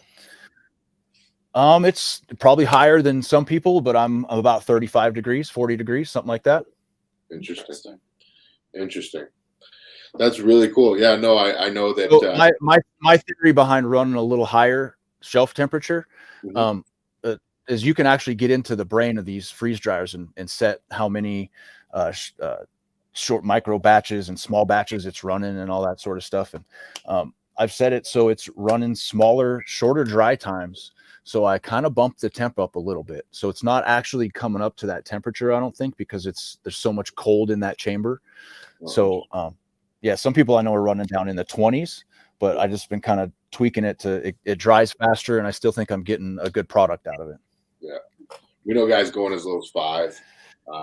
You know, definitely interesting. It definitely slows down your dry time though. So if your goal is to, you know, quick in and out, it might be working against you. I wanted to ask you about resin mixing. You know, both pre and post wash. Is that something that you're a fan of? Is that something that you do, or is that something that you're against? It's not something I do. I'm not opposed to it. I do know there's hash makers out there. You give them 3 or 4 different flavors and they come back with 12 new strains.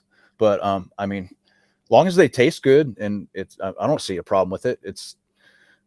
I don't know. I don't personally do it because I don't have a ton of flavors, and I'm not looking to always add something new to the menu and keep things rolling like that. But I'm not opposed to it, man. If you want to blend some stuff and make a new unique flavor out of 2 fire flavors, that sounds good to me. That's a fair assessment.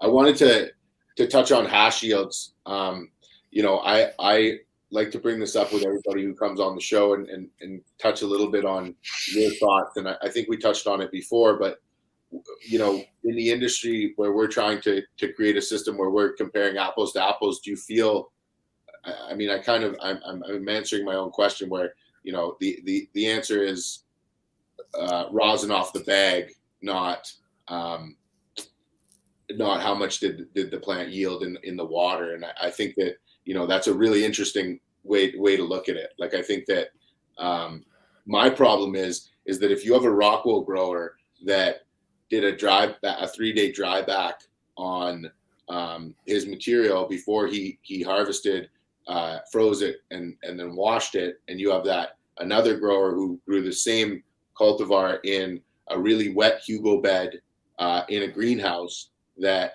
those yield numbers I don't believe are going to be the same due to the plant's active water in that plant's the biomass of that material.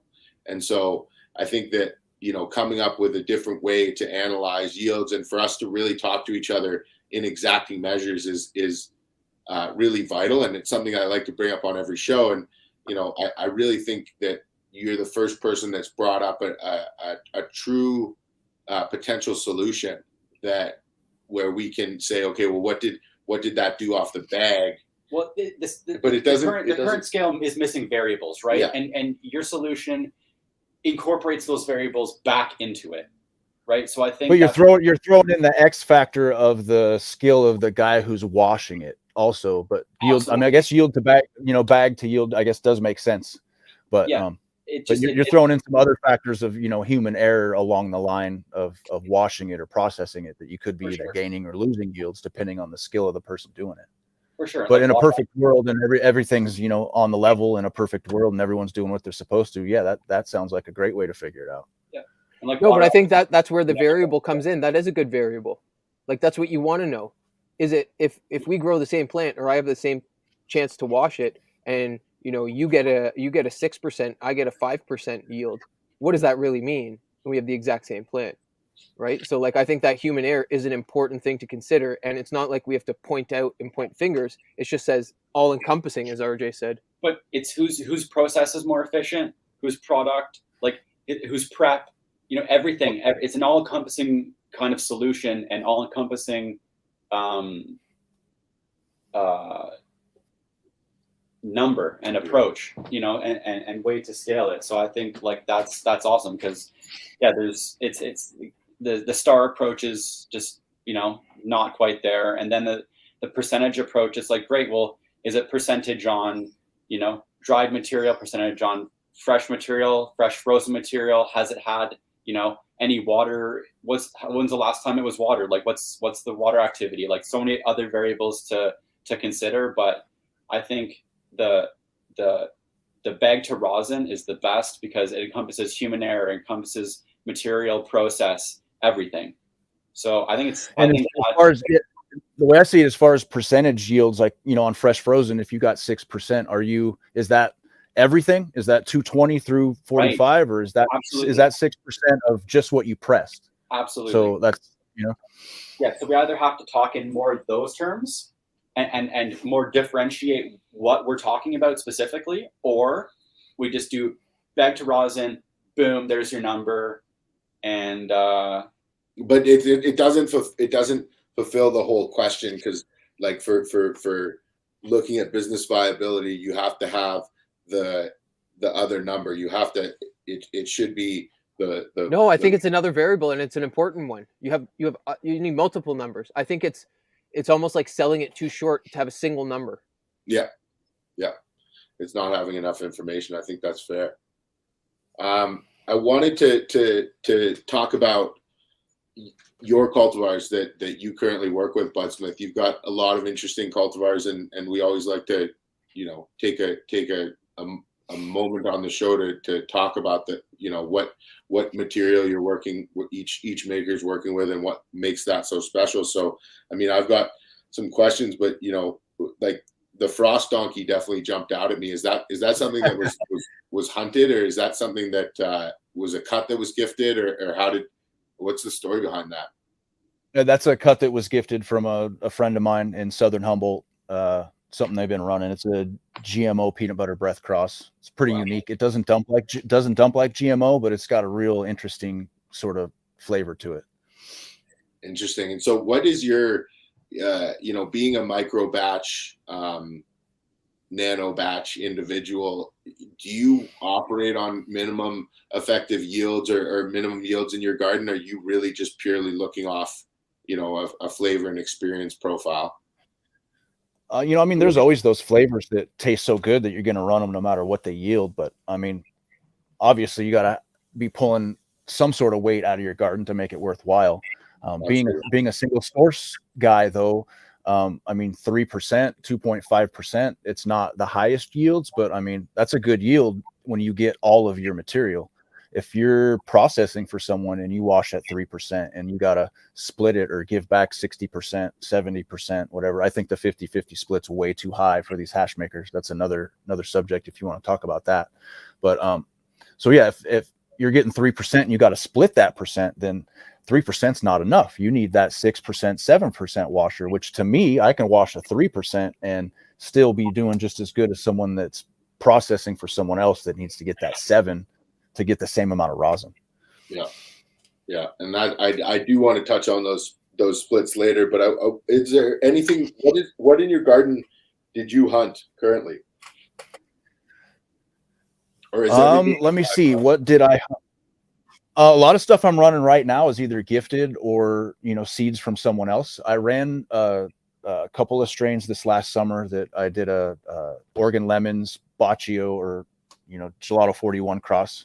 Yeah, that I called Mendobudsmith Baccio. It had kind of a lemony vibe to it, but for the most part, I'm just running, you know, clones that I can get from people, and, you know, stuff that's gifted that they tried that turned out really good. And man, one of my favorite strains that a lot of people talk shit on is the Mac 1 Caps Cut. People don't give that enough credit. It's really hard to grow, but if you can get it right, it's going to yield you 2+ pounds per light and 6% wash, like consistently.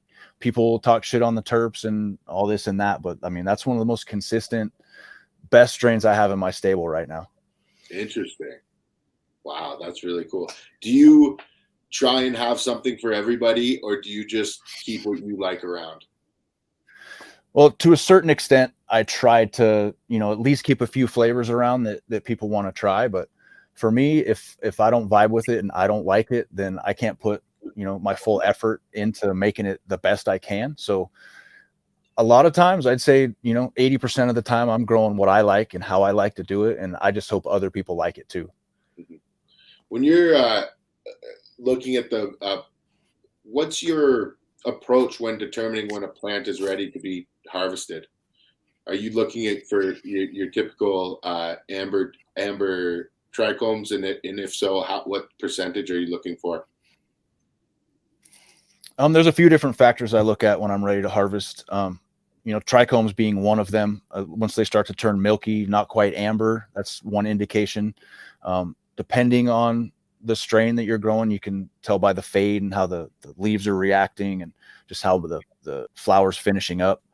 You know, there's that kind of day range. If you know how long it's going to take, you know, 65, 70 days, you kind of start looking for the signs. But I think that trichomes are, you know, a pretty good indicator of at least when the resin is done. That may not be the best indicator for when your flower is done, but you know, there's about a week window in there. I think the resin's done before technically you would harvest for flower, because, you know, sad to say, but a lot of us are harvesting to save that color because no one wants amber colored resin. They're all looking for that gold or, you know, early harvested white shit that, you know, not that good.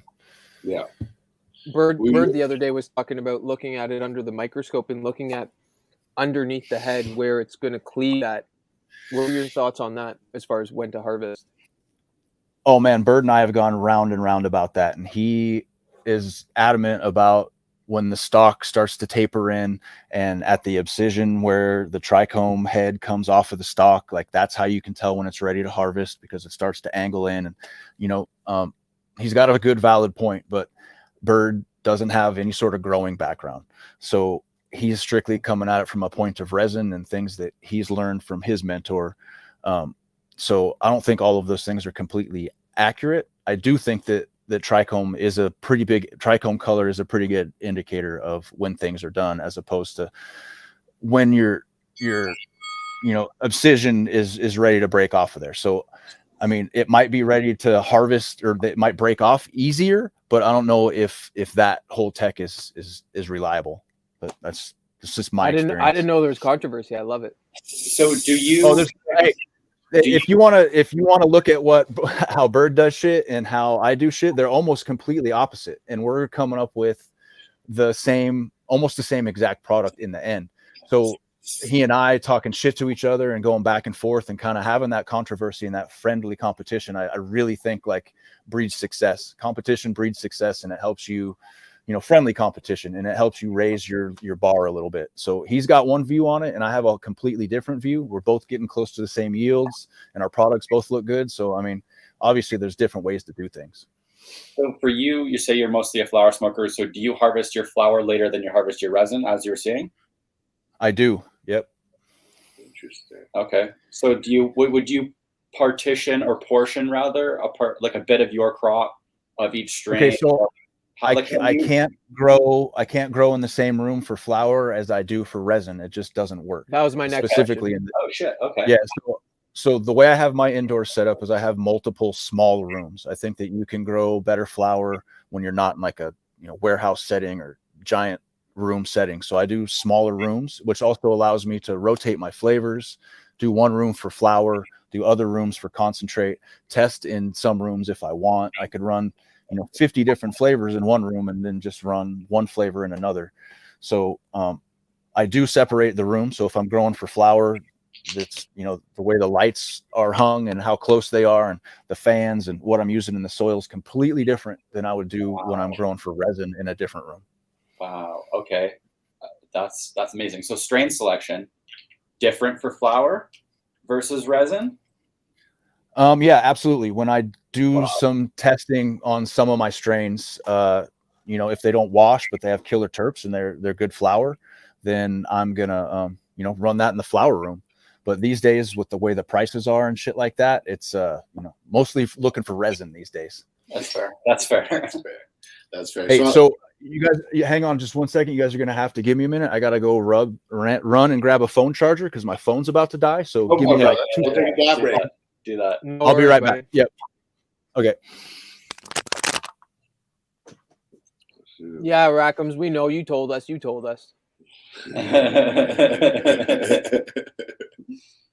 That's dope. That's dope that he runs different rooms entirely though for flower versus resin versus I like that. That's hype. Yo, did we miss anything? If there's anybody in the chat that we missed.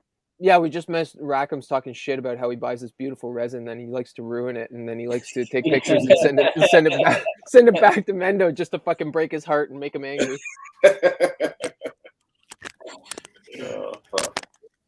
No, I've been posting stuff up as we go, but yeah, a couple of the questions that came up from there. But yeah, that's funny as fuck.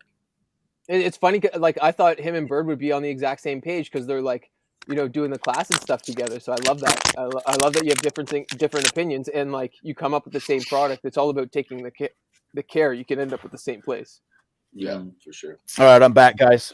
I heard a little bit of what you were saying. No, actually, when it comes to technique, Bird and I are not on the same page. We're really good friends, but no, yeah, that's what I said, and it's awesome that you end up at the same place, though. Yeah. Very cool. I wanted to talk a little bit about and you touched on it with pack prices for flower being where they're at. The California market's in quite a tough spot right now. Multiple markets, including the Canadian market's in a tough spot right now. How do you see the industry moving forward? Are you optimistic, or do you feel that, this was a complete waste of time exercise and things need to have a dramatic change? Bro, that's Pandora's box right there. How I feel about legalization and how it was handled. is fucking so sad here in California and across the country. I mean, just to start out, well, man, where do I start? So they basically voted in the people that oppressed them for their entire life, me included. The same people holding fucking knees on your neck with guns in your face are now the people coming to your farms and regulating your plants and telling you what to do. And you're in bed with the fucking enemy, in my opinion. If this system was not intended for the grower, the small grower specifically, this bill was passed here in California for corporate growers to succeed and push out small farms. A lot of these guys have put their life savings into trying to get into the permit process, and they have nothing to show for it. The market's crashed and the corporations are taking over, and it's a sad state of affairs here in California. Yeah, no, it's really bad. Like it's you know, I've seen guys who I thought were, you know, unshakable get pretty shook, and I'm seeing I'm seeing an exodus, and not only an exodus away from the state, but, you know, towards more traditional markets. And it's interesting to me because, you know, those are the brands that are connecting with consumers, and those are the brands that, you know, ultimately are going to be more valuable for these corporate commercial entities that are moving through the space. And so it's been really interesting to see what's happened here in Canada with, you know, regulations and interpretations around what brands that previously operated in legacy spaces can and can't do. And I think that, you know, these large corporations realizing that, hey, listen, if we have an opportunity to align ourselves with somebody who's already gained, you know, notoriety as somebody delivering quality, you know, that's very valuable to us at a certain point. And so I think it's been a really rough ride, and it's you know, it's not going to get any calmer anytime soon. You know, the industry is the way it is, and the regulations are going to continue to change. But yeah, I think that, you know, I really respect your view, and I think that, you know, it's a super upside down way that this whole thing is unfolded. Yeah, I mean, I could see this coming from the very beginning. The minute they decided to merge our medical program with our legal program, the rec market, I knew that at that point it wasn't about the growers or the patients or whatever you want to call them, the consumers. It was about money and getting that money back that they missed throughout all those years of the black market. They're taking that back out of your savings right now with the permit process, and that's all they're doing. They're going to milk these farmers dry. They're going to ruin the pack prices. They're going to let you grow 15 million pounds when there's a demand for 2 million, and they know this. It just goes on and on, man. It's unbelievable. I didn't realize how similar Canada was. Like, followed It's literally the exact same thing.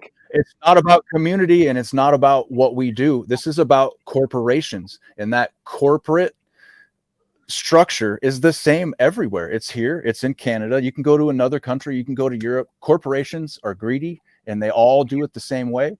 And that's how it's playing out across the country in every state here in the United States. And it sounds like Canada too. So, I mean, for me, I've never been a proponent of legalization. This is more like, you know, I mean, it's regulation at best. I wouldn't even call it regulation. You can't do what you want to do. Legalization across the board is everyone can grow and do your thing, and that's that. And that's not what we get here in California. So never been a fan of it. I'm going to stay traditional black market. I'm going to put on for the black market, and I'm never going to stop growing, and you're never going to put a permit on me ever. So yeah, there's like, to basically put yourself out there, and then to basically be regulated to the point where what I've heard recently of, you know, people getting raided even when they have licenses and having to pay up. And it's just a fucked up world. Like, as you said, it's corporate everywhere. And yeah, I guess I couldn't expect Canada to be different. So yeah, as far as legalization and what's happening there, and if, I don't know if that answers your question, but I could go on and on about the process and the people that have been alienated and the true OGs that never got a chance, and just, you know, white market overgrown and backdooring on the black market and ruining the market. That's kind of what's happening. You know what I mean? Before we do move on, oh, sorry, go ahead. No, I was just going to say these same guys that were, you know, fuck the cops and all this sort of shit are now in bed with the police, and their tax money is going to enforce the black market that gave them the foundation that they're standing on today.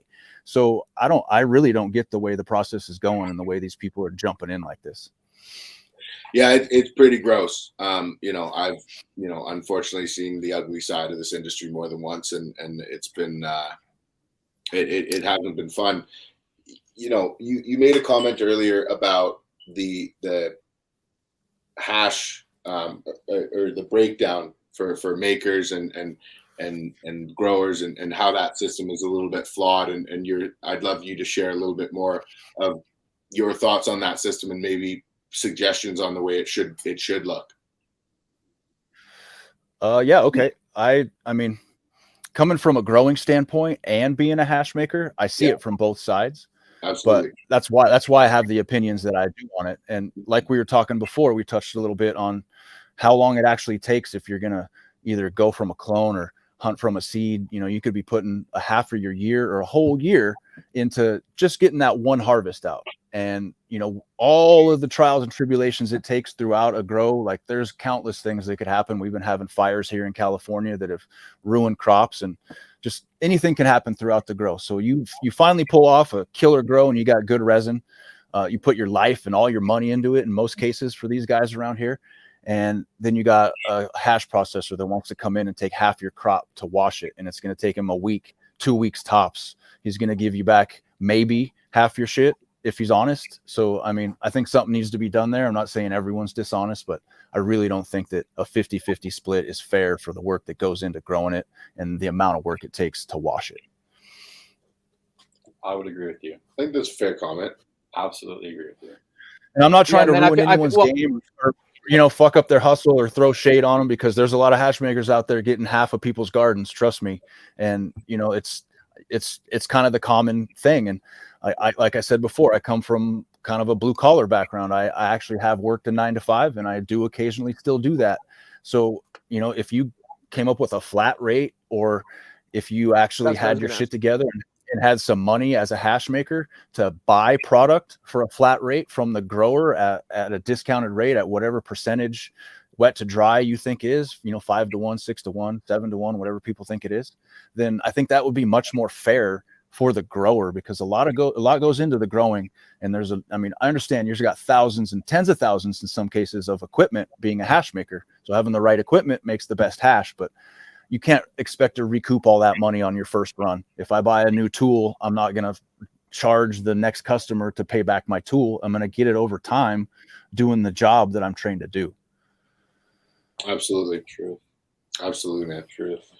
Are you, as far as suggestions on what it should be, I'm not 100% sure what it should be. I mean, if everyone feels that the deal's fair and the farmer wants to give away 50%, I mean, let's say the hash maker is also going to move the product and he's going to market the farm and he's got some other assets to offer other than just toll washing, then, you know, maybe 50% is fair, or maybe 40% is fair.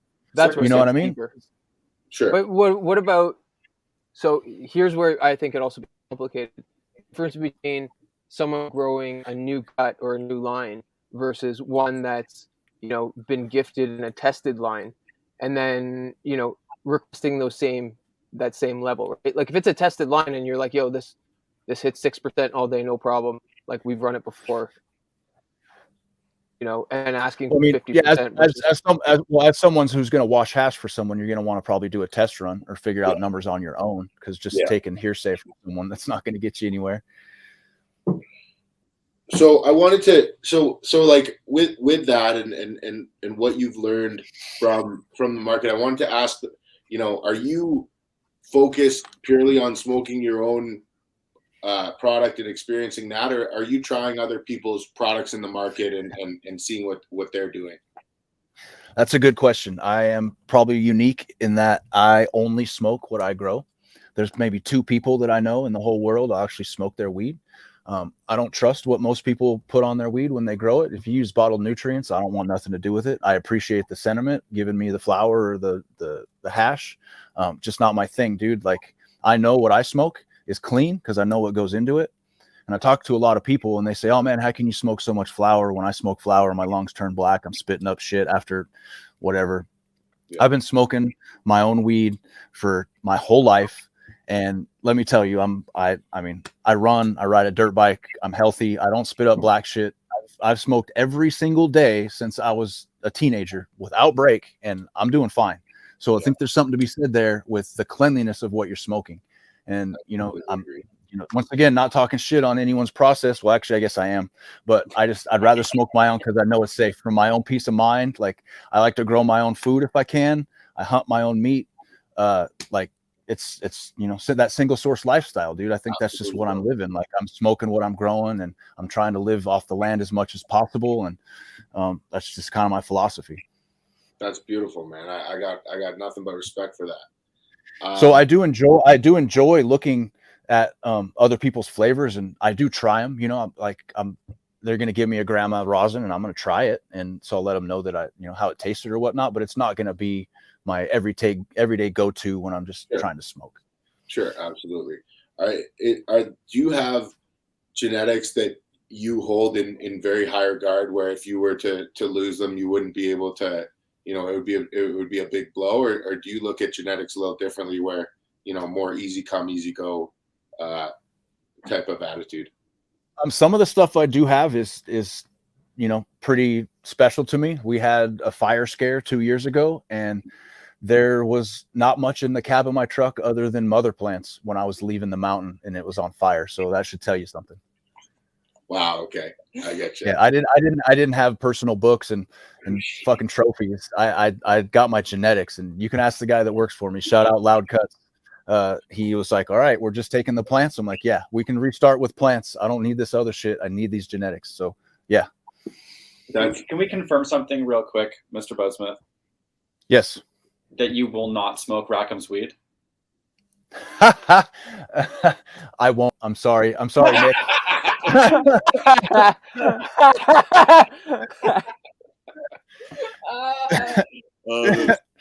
Yeah, I know he's on there making comments, that fucking troll. I know Nick. That's literally what he commented. He knows me. He's just stoking the fires, bro. Yeah, he said he also likes to buy your beautiful fresh press and then cold cure it and then whip it up. And then that fucking guy, he sends me videos of just whipping the shit out of my fresh press. Yeah, I thought he was just fucking joking around, man. No, he's a friend of mine. I give him rosin, and he takes it home and whips the shit out of it on purpose just to show me. So yeah, it's all in good fun. And I do, when Nick gives me rosin, I do try it and I do smoke it. So, you know, there's something to that, because I do know that it's grown with bottled nutrients, but I respect his craft and I want to try his flavors. So I'll sacrifice my health to smoke Nick's rosin. This is all fun. I'm just talking shit. So. No, I know. That's why I love it. Like, this is all, it's like fucking it's like brothers hitting, like smashing like on each other, you know? Like, I love it. Yeah. No, exactly. No, I've known Rackhams for a long time, man. We got started, he was going to the sessions over in the Sacramento area, and I wanted to break into the scene and talk to him about it. And man, he was nothing but kind, and shared any info that he had and let me share a table with him to get in there. And ever since then, we've been friends. And kind of the same thing with me and Bird. We kind of push each other a little bit. And when I have a question, I'm going to call him. And he was a really big influence on me learning how to do the THC diamonds and that whole mechanical separation thing, because I wanted to know how to do it, although I'm not really putting it in my product line. Like, I think he's one of the best at it for sure. That's awesome. That's awesome. So, Jameson, I don't know if you have this planned yet, but I just want to share this. Yeah, no, we need to get into this. Those are a labor of love right there, guys. Yeah, for sure they are. Before we get into that, I kind of want to know what was in the first carload out during the fire scare, as far as like, you know, what got priority number one on the first Air Force One out of there. Well, let's see. I had the Mac 1 in there. I have some pretty special OG strains that I just grow for the head because people don't seem to like OG, so those got thrown in there. What else did I have? It's funny because some of those I don't even have right now. I've replaced them with other stuff because it was a couple years ago, but I knew that it was something that I needed to get started. There was some cake crosses in there. What was the other one? trying to think. Shit, off the top of my head, I can't think That's exactly right. what they were, but So you know what I mean. It was definitely something that was special at the time. What about right now? Like what's in the mother room that is really special to you that comes to mind when I ask? Stuff that I really want to hang on to right now. Let's see. Man, there's so many to think of because some of these new ones sound really good, but shit.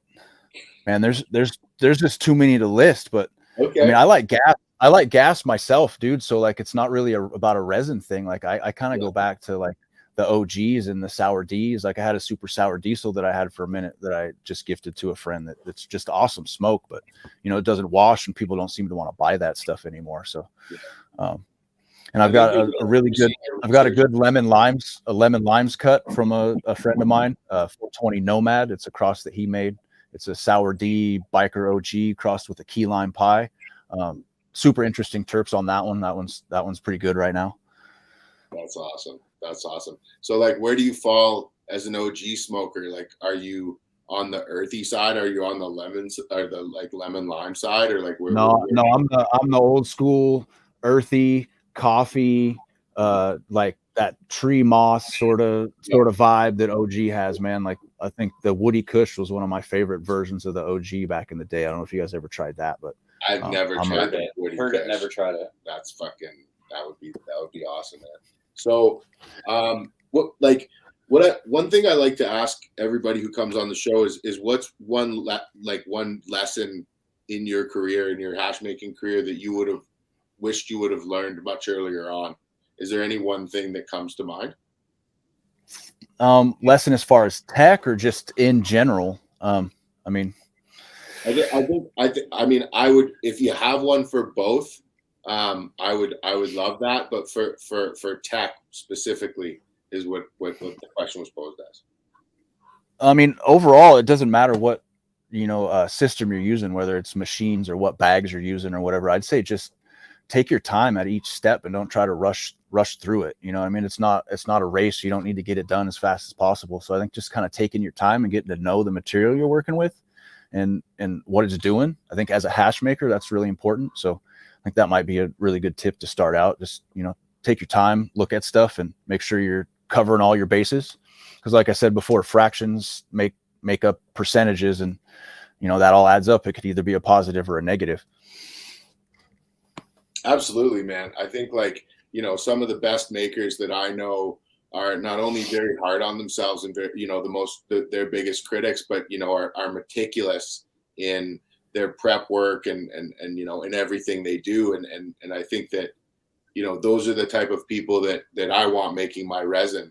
And I think that it clearly shows in the pictures you posted. And the next time I'm on the West Coast down there, I'm definitely gonna seek your material out to try. Oh, I got you guys. I'll save a Canagar for you too. Hopefully you guys can finish it. Never seen one finish one yet. I can finish it. Oh yeah? Yeah. Okay. They burn for like 2 hours, 3 hours. I'm your guy. There's a lot of people. All right. I'm your man. Look at how confident Jameson is, bro. Looking at how those things are made. Nah, he just wants a Canagar. He can't finish. No, bro. I'm different. No, I'm not going to speak that heavy. I'll finish it. All right. Well, I got you guys. Hit me up when you're done. I want to talk about these Canagars because it's this has been on my radar for a long time, and I used to be on a much more corporate side of this whole game, and I remember using I believe it was an $11,000 US Canagar example that was sold, and I believe it was in 2018 in some Vegas dispensary. I could be wrong. I could have my dates. No, you're absolutely right. It was fucking wrapped in gold, and some Dan Bilzerian douchebag fucking bought it and smoked it. Yeah. So I've been a big fan of the really high end offering for a really long time, the niche products, and I think that this is something that is absolutely a showcase of what can be done at the absolute level of excellence on a nano batch, like you said. Where can you walk us through? Are you using the purple rose presses for those Canagars, or did you design your own press, or how are you running those just to start with the flower? Well, the Canagar press I'm using is it's a handmade wooden press that I found on some random website that this guy makes. They're all handmade individually. So I'm not 100% sure of the brand. They don't even have an Instagram page. I can't even find them anymore, honestly. So, but my whole thing with getting the wooden one is it just kind of goes back to my, I don't know, I guess mountain roots or trying to be natural or whatever. But a lot of the ones out there are either stainless steel or aluminum or plastic. And I just didn't feel like packing my Canagars in any of those, products were, as good, I guess. I don't know. So I chose the wood one. Interesting. And I see that in those you use a wooden rod, and then the other picture you had a stainless steel rod through. So in the mold they come, with a stainless steel rod that's a little bit smaller than the bamboo rod. And I found that if you use the bamboo when you're making them, it's really hard to pull out of there because the fibers of the weed get stuck in the bamboo. So I use a slightly bigger diameter stainless steel than the bamboo and pull that out because the stainless steel is, it's slicker. So it pulls out of there. And then I insert the bamboo one, and it has a little bit of room in there. So that's huge tech. I'm a long-time supporter of the Purple Rose guys who did commercialize the Canagar press, and I don't know about commercialize. I don't know. I'm not making claims I don't know about, but I bought a Canagar press a long time ago, and I used experimented on it, and my issue was exactly that, where these bamboo skewers were really hard to pull out, causing a whole catastrophic failure, and then you've just got a big hot dog of cannabis and extract that isn't really usable. So I think that's really cool. The R&D the R&D that went into these things, like you wouldn't believe how many of these I gave away in the beginning and how many I broke and how many I smoked myself. Like I can't even tell you how many of these I've smoked trying to figure out how hard to pack them and what the burn rate's going to be, and just all those different factors, because I don't want to put out these things aren't cheap, so I'm not trying to put out something that's not gonna perform like I advertise it. So yeah, I mean, once again, it's just the attention to detail, like I say, at every step, and that's how they turn out like that. And I'm not the only one doing these. Obviously, there's other people out there doing them, and but I'd like to think that mine are up there with some of the better ones. That's super interesting. So walk us through you're coating that with rosin, I'm assuming. Yes. I mean, I've got different levels of Canagars. Some of these ones you're looking at now are knowing him is probably shatter. Yeah, it's BHO. It's open blast backyard stuff. So yeah, I've got different levels. There could be, the flower could be outdoor dep or indoor, and then the different levels of hash rosin. It could be, dried material, whole plant fresh frozen, could be something made from trim.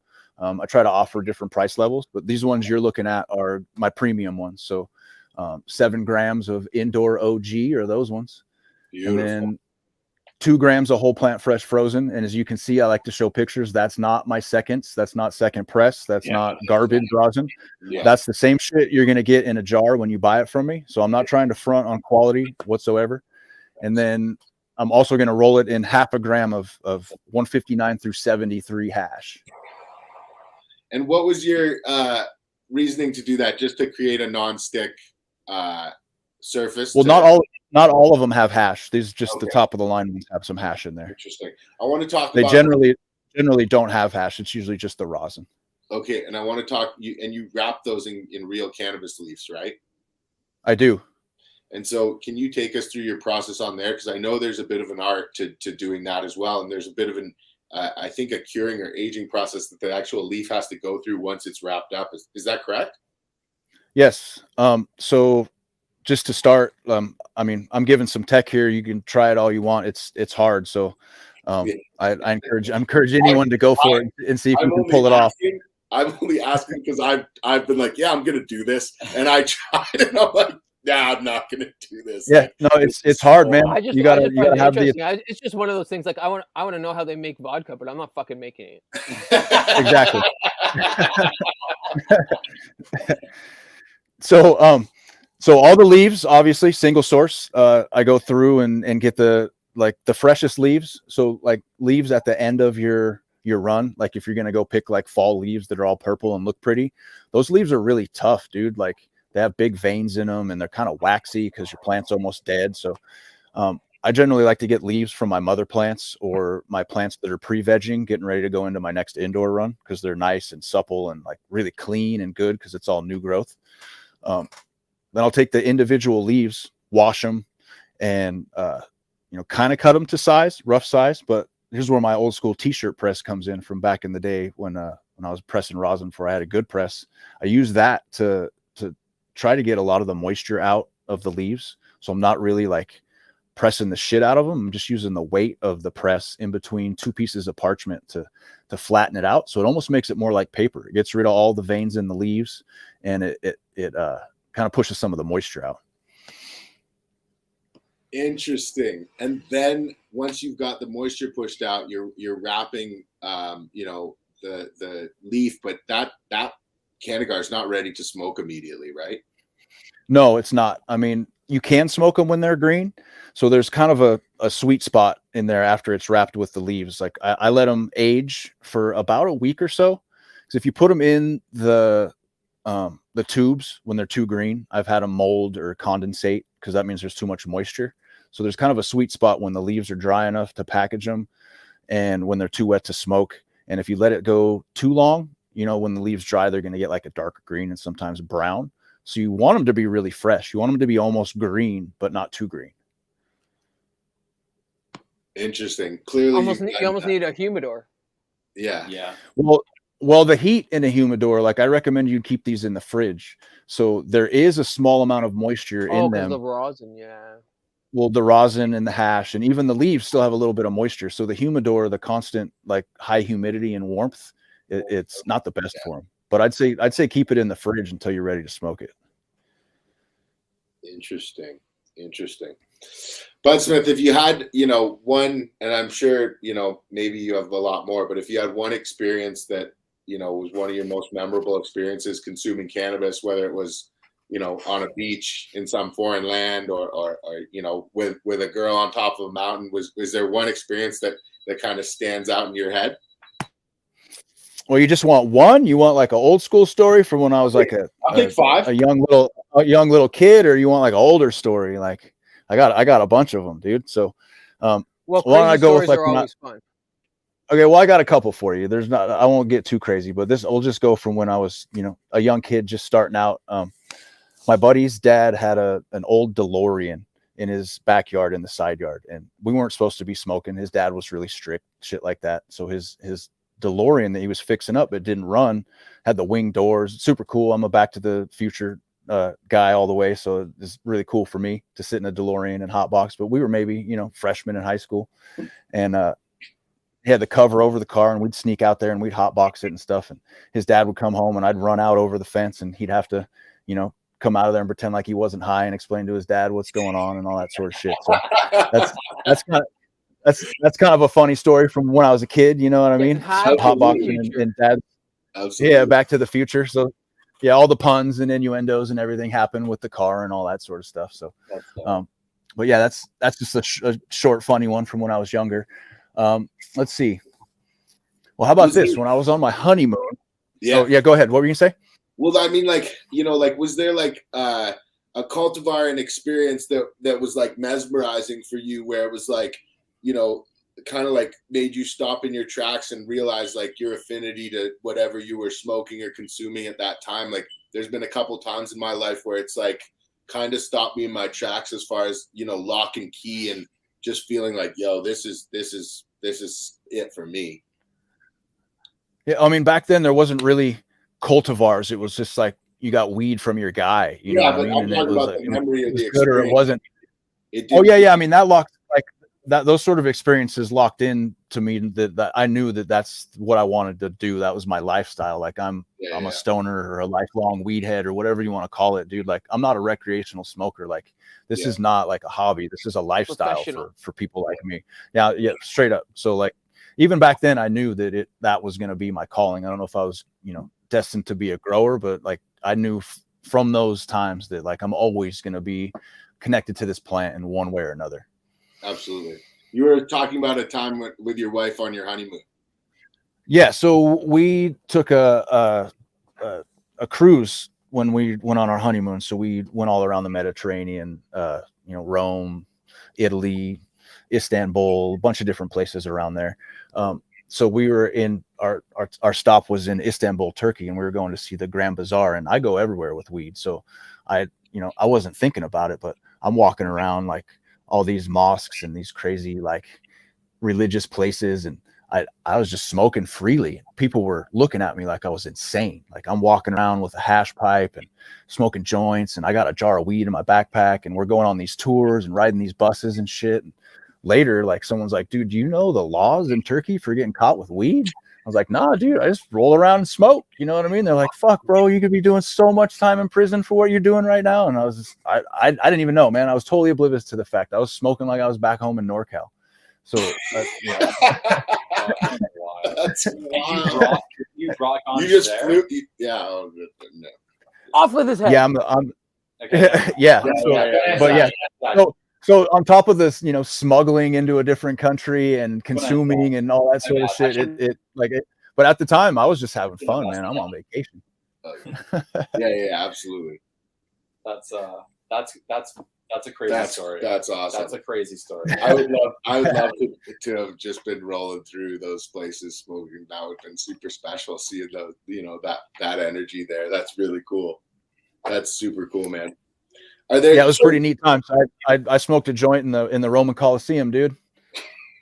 That's awesome. Gangster. That's fucking back in one of these little caves that had bars on it where they used to keep the slaves like that were getting ready to go out and fight. Like you could go back in there. I ducked back in there and burned one. Yo, that is very cool, bro. I appreciate that story. No, you're worse than the kids that are vaping in the fucking bathrooms these days. Man, that is really cool. Have you ever been to any other countries where cannabis is legalized? Spent quite a bit of time in Barcelona. That place is legit. It's not, I don't know if it was legalized at the time, but man, they had, I brought back some old school skunk seeds, and, they have a great cannabis culture there in Barcelona. That's really the only place I've been that had a culture that was even somewhat close to what we have here. Were you just visiting like vacation style, or were you doing any like weed competitions or events or stuff like that? No, man, I haven't really done many weed events. People don't invite me to those. I think that might start changing. That might have to change, yeah. Get out there and get out. So, well, let me ask if, is that something that you're interested in as far as, would you be open to competing in events if approached? I mean, yeah, certain ones. I haven't really been a fan of like the open events like the Emerald Cup and things like that, because it's just, I don't know about the integrity of all of that all the time. But sure. shout out third gen Ego Clash. He invited me to enter my flower last year, so I feel like that's probably one of the last true like real OG competitions with like a vibe for the farmers and the actual hash makers.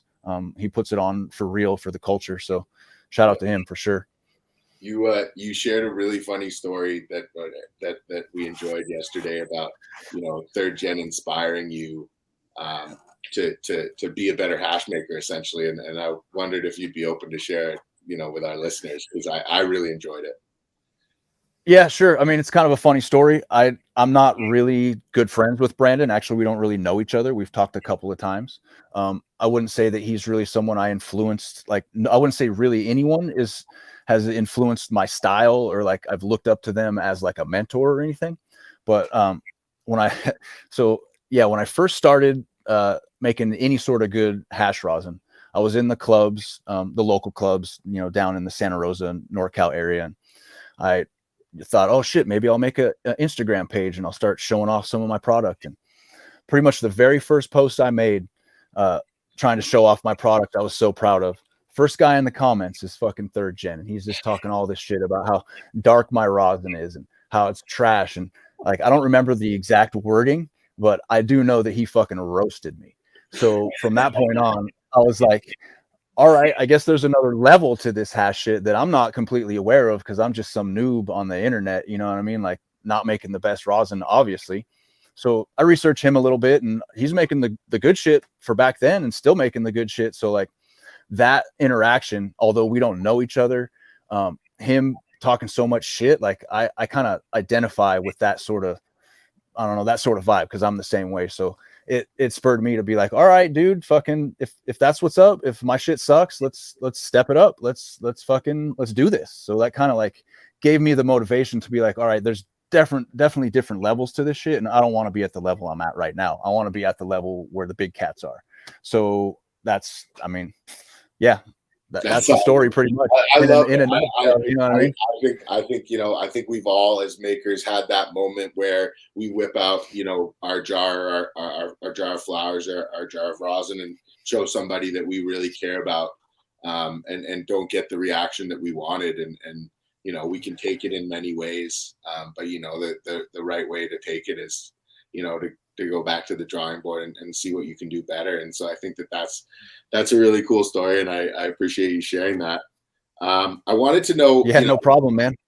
Absolutely. I wanted to know, like, being a single source guy and taking pride in that, are you open to collaborations with other like-minded individuals in the markets that you're in, or do you always kind of want to be in your own lane doing your own thing? Collaborations as far as working with breeders and growing their genetics, or collaborations with, say, another hash maker, or like letting someone wash my material? Grower, providing you material to either extract or do a collaboration on the canagars, like whatever, those kind of things. Is that stuff you're open to? My brand, Budsmith, is strictly single source. I'm not interested as Budsmith washing anyone else's laundry, doing any of their cleanup, none of that sort of shit. That just doesn't do it for me. But I do occasionally take on, a harvest for a friend or someone I know. If the material is proper, I will process that for them, but it doesn't come out under my label. That could go back to, what people are charging for processing. I generally charge a flat rate, a lot cheaper than most people probably would, because like I said, I'm coming from a blue collar background. I know how much I can make a day doing construction. I can charge you more than that to make your hash, and it's a lot easier doing that. So yeah, as far as collaborations and that sort of stuff, Budsmith's a single source brand, and that's how I'm going to keep it. Yeah, that's it. That's fair, man.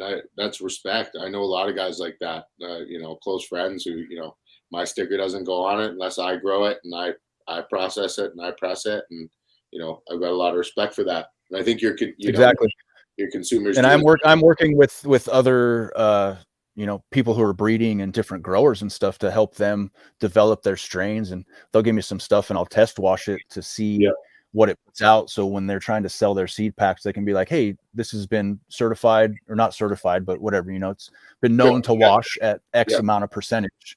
You know what I mean? And I'm not putting any of that out on my Instagram, or I'm not packaging any of that. I mean, there's a lot of stuff that goes out on behind the scenes that I'm not talking about, that I'm doing. But as far as Budsmith, that's single source, fresh press or death, all the way. Absolutely, man. Absolutely. So, I mean, in this coming year, are there any projects that you're working on or form factors that would be new, that you're excited about, or is it going to continue to be canagars and fresh press? I mean, I know fresh press is going to continue, but is it more canagars? Yeah, the fresh presses definitely continue. I mean, the canagars is not a new thing for me. I've been doing the canagars for 3 or 4 years now. Oh, cool. I generally only put them out about once a year, though. So. And have you noticed an increase in interest in those canagars as the years have gone on? Or not particularly, man. You produce such a small amount. I mean, yeah, I make such a small amount that they sell and that's it. So it's like a certain demographic. It's not for everybody, because they burn so long and get a lot of birthdays and bachelor parties and stuff like that people that want them. Absolutely. Non-smokers wanting to experiment. Yeah. We've seen an uptick in infused canagars for in the Canadian legacy market, for sure. So I think that we'll slowly see that transition over to the legal space. I call it infused joints, not really canagars. Yeah, infused joints. Sorry, not canagars. You're totally right. That's because they can't be canagars because they're too shitty. Yeah, they call them like hash holes or infused joints down here. They'll do a few grams of weed and some, something in the middle of it. Yeah. I wanted to to get your advice on new hash bakers who are, following, maybe starting out their own brand in the traditional market and starting to experiment and hone their skills. What advice do you have for those individuals? Oh, let's see. Well, I'm going to go with some not tech advice, I guess. So I'd say hard work, but more importantly, have some integrity, man. Like, stay true to your word. If you're going to take someone's crop and wash it, don't shortchange them. Like, give them back what they're supposed to get. Don't just take the 90U out and, give them back something else, or stay true to your word, man. If you're going to show up on a day, show up on that day and pick up that product. And if you say you're going to finish on a day and you're going to deliver that, that's the day you need to finish. Like, have some integrity and stand by your word. I think more than anything, that's more respectful than jerking people around and putting out a good product and taking your time and just, I don't know, giving people the runaround. Like, just have integrity, man. Be a stand-up person no matter what you're doing. And I think that'll get you really far. People will respect that in the long run, and you'll end up getting more people coming to you for, toll washing or buying your rosin or your hash or whatever it is, man. Jameson said this before. Jameson, I'm just going to jump in because I'm not going to let you say the saying, but like he said, it can be made like with a handshake and like over like a conversation, and that deal in for him and and I guess everybody here at this table is like, that's binding, right? Like, that's your word is your word. That's all you really have. So like, it doesn't need to be very complicated in how you do things. So honesty and integrity is really I think a big thing in all forms of business. And yeah, life. I mean, not just the hash world, man. I mean, you can carry that over to your whole life. That's kind of how I live. Like, everyone does things that they aren't, really proud of or whatnot. But man, if you can own up to the shit that you do, be truthful with people, be a stand-up person and stand by your word and do what you say you're going to do all across the board, whether it's hash or not, like, you're just going to be successful. So that's kind of my advice for any new hash makers getting into it. Don't get into the hype and whatever's happening. Like, just treat people with respect and give them what they deserve when you're trying to work for them. I couldn't agree more, man. I honestly want to thank you so much for taking the time to come on and bear with us through those technical difficulties this morning. And we're so stoked that we could make this show happen. And I just really appreciate you taking the time. Yeah, for sure. Can I talk about one more thing before we go? Absolutely, bro. Yeah, absolutely. Yo, plug whatever you want. We want shameless plugs. Yeah. We want to know where you are, where we could find you, where we could support you. Yeah, for sure. So, well, let's start with the plugs, and then we'll talk about the next thing I wanted to talk about. So, as you mentioned earlier in the podcast, I have been doing kind of guest spots at Bird's Hash Class, talking about mostly my whole plant cured process and how you can, actually cure your flower and still come up with a good product. So he's doing another one of those classes sometime in June. He doesn't have the date set yet, so that's happening for him. So look out for that. But he and I are partnering up for a class this April 23rd and 24th. It's going to be in Hopland, California. It's going to be, I'll be teaching the class and he'll be kind of hosting a little bit, and it's going to directly tie into his hash class and all his hash making techniques. But I'm going to be teaching the aspects of growing from, popping seeds, cutting clones, doing all your IPM, your medium selection, pest control, just all the way to growing for resin, how you can do that as opposed to growing for flower. People are going to walk away with a couple plants and a pack of exclusive seeds that I've been working on, things like that. So I'm just trying to educate people on how you can actually manipulate the plant and grow for resin as opposed to flower, because a lot of people are just growing weed and they're just hoping it turns out good. But there's things you can do to actually teach that plant to grow better resin than if you just let it go. So we got that coming up, and very cool. So that's what's happening with me. And Mendobudsmith at Mendobudsmith on IG. That's pretty much the only thing I'm rocking. Oh. What was the other thing? I wanted to talk about single source and the actual definition of single source. Let's go. 100%. I may be splitting hairs here or whatever people want to think, because like, you wouldn't believe the amount of pushback and hate that I get about my definition of single source and what it means to me and what other people think it means. Sure. So I'm going to give you my definition of single source and what I think it means to me. So in order to be truly single source, the person that grows it has to wash it. You have to be a part of the grow process from start to finish. You have to take care of that resin. So a true single source hasher to me is also a really good resin farmer. He takes care of the plant. He loves the plant. He knows what that plant's doing from start to finish. He knows how to treat it when it hits the wash, whether he's using a machine or a hand wash. But most single source guys I know are hand wash guys. So that should tell you something. And so he's going to love that resin all the way to the end. He's going to put it in a jar. He's going to label that jar. And that jar is going to be a representation of who he is all the way from start to finish. When you open that jar, that's him or her or whoever's making that hash, you know? So that's how I see single source, like getting all your material from one other grower and washing it. Like you may have got it from a single source, but you are not a single source hash maker. And I know I'm splitting hairs here, but it's a whole different world to grow the plant and make the resin than it is to have someone else's material and wash it. It's nothing the same. The connection you have to that plant and the way you're doing it is, I think that you've earned the title of a single source farmer and hash maker at that point. And for someone to lessen that by saying, oh, like I'm just a company and I buy all my paper from one specific spot, so I'm a single source company, when that's not the case. You didn't make that paper. You bought that paper from someone. Even though it all came from one place, that's not your paper. So when I give you a jar of my hash, that's my resin. I grew that resin. I selected that plant. I did that specifically for the purpose that I'm doing it for. So that's kind of where I'm at with the single source. That definitions, I like that same definition. I'm with you. That's my definition too. But you know, unfortunately, being so pure, you're going to get taken advantage of the same way, you know, people can throw 2 cannabinoids into MCT oil and label it broad spectrum. You know, I think that just terms in this industry really get used and taken advantage of. But, you know, absolutely agree with what you said. There's other people that are kind of on the cusp. I mean, I don't know if Rackham's is still in the comments there, but his wife grows all the flower. You know, he has some input on it. And, you know, he's not actually there doing it because she's the mastermind behind the growing and he washes it. Yeah. That's pretty much single source. That's really close.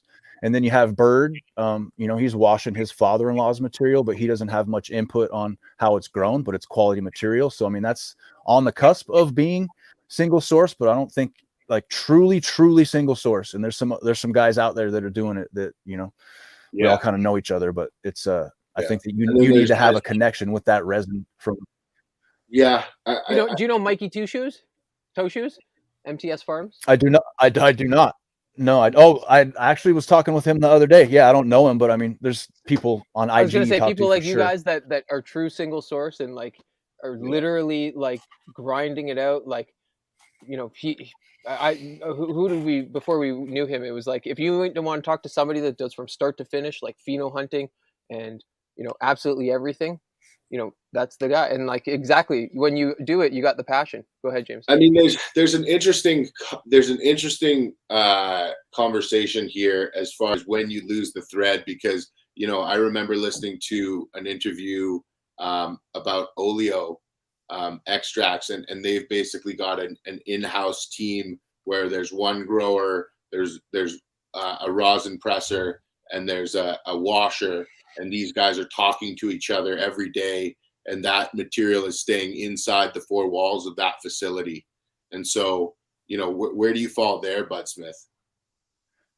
Yeah, I mean, that's what I said in the beginning. Like, I know I'm splitting hairs here. I mean, technically, like, I'm not talking shit on anyone that has a team that's making it happen. I know that me working by myself is not the process that everyone is going to go through. I know this, you know, you're going to have teams or, you know, 2 or 3 guys that are all on the same page. And if you're a team of guys and you're at the same facility and the hash maker is giving the grower input on how he wants it to come out and it's all done under the same roof, I mean, I feel like that does fall under single source, not as I define it, but like it's still, you know, it's still cared for by a certain person. So I guess you don't necessarily have to be the grower who washes it, but, you know, I mean, I think that it's very important that the hash maker has input. But for me personally, I don't feel like if you didn't grow it, if you didn't grow it and wash it, then you're not truly single source. And once again, splitting hairs, and everyone's going to have a different definition of it. And I'm sure my DMs are full of fucking middle finger emojis and fucking sad faces and people puking about shit and telling me I'm selfish. But you wouldn't believe how many people tell me I'm selfish for that definition. It's not even though like a definition of quality. It's just like basically where it comes from. You know what I mean? Like, and I'm not saying that like, because like you could have better rosin that isn't single sourced. Yeah, exactly. Yeah, so I'm not saying that single source is any way an indication of quality at all. I'm saying that it's a technique and a style. You can have single source that's trash, and you can have other stuff that's not even close to single source that's fire. I'm not saying it denotes quality or a grade of your hash. It's just a title that I feel should be respected, because people who are doing it, whether it turns out good or not, they're putting a lot of love and a lot of effort into that specific, task right there. So I think that deserves a title of I'm a single source hash maker, as opposed to someone who's not. And I think it should be respected a little more, at least for the amount of work and passion that people are putting into it. Yeah, that's fair. I agree with that, man. Well, Budsmith, I can't say enough how much I appreciate your time. I definitely we had a show on pigment that went really well, and I know a lot of the guests feel like we want to do another round, and we'd love to have you join in on that conversation, because I think you bring a really unique aspect with working with aged glands. Like I think that experience with the resin brings a really unique perspective. So we'd love to have you join that panel next time. I'd be down. I've actually got some food for thought there on the pigment. Let's hear it. It was actually something I wanted to. I just want to throw something out there. So if we do have a conversation about it, that other people that are interested in this, it's kind of a super techie sort of question or observation on my part, but I think that it could further maybe what pigment is or why it's happening in some cases. So we were talking about before with Bird's Tech and looking at the trichomes and whatnot. So when the stalk of your trichome is attached to your head, when it breaks apart, that's called the abscission point. So when that breaks apart, you're going to have a wound in your trichome, in the trichome wall, whether it's fresh frozen or cured, but it's more susceptible in fresh frozen. So my question, I don't have a theory on this. This is just thought. When that head breaks off at the abscission point, there's an open wound in the trichome. Are terps leaking out? Is water and pigment coming into that trichome before that wound heals over? That sheen you see on top of your wash water, I believe that's the terps that have leaked out of that abscission. So I think pigment plays a big issue if you're over paddling your material and you have chlorophyll in your water. I believe that it can suck up into that abscission before it closes, and it's going to make your hash green. I think we briefly touched on that actually during the show. Have you? Okay, that's all right. Cool. Yeah, no, definitely would love to have you on, because I think you've got a really interesting perspective from where you stand on a lot of things and your experience with the material and the resin that you've cultivated. So I think your perspective would be super valued, and would love to have you on again. Sounds good, man. Just let me know. Awesome. Well, again, thank you so much, Budsmith. We appreciate your time, and would very love much to appreciate it. Yeah, stoked. I appreciate you guys, and sorry to everyone that's listening about the issues in the beginning. I don't know if that was my fault, but I'm going to blame it on these guys. It's all on us. It's on us. Absolutely. Well, thank you so much, brother. We look forward to having you on again soon. Thanks again for your time, my man. Cheers. Yep. Good talking with you guys. Cheers. Cheers, guys.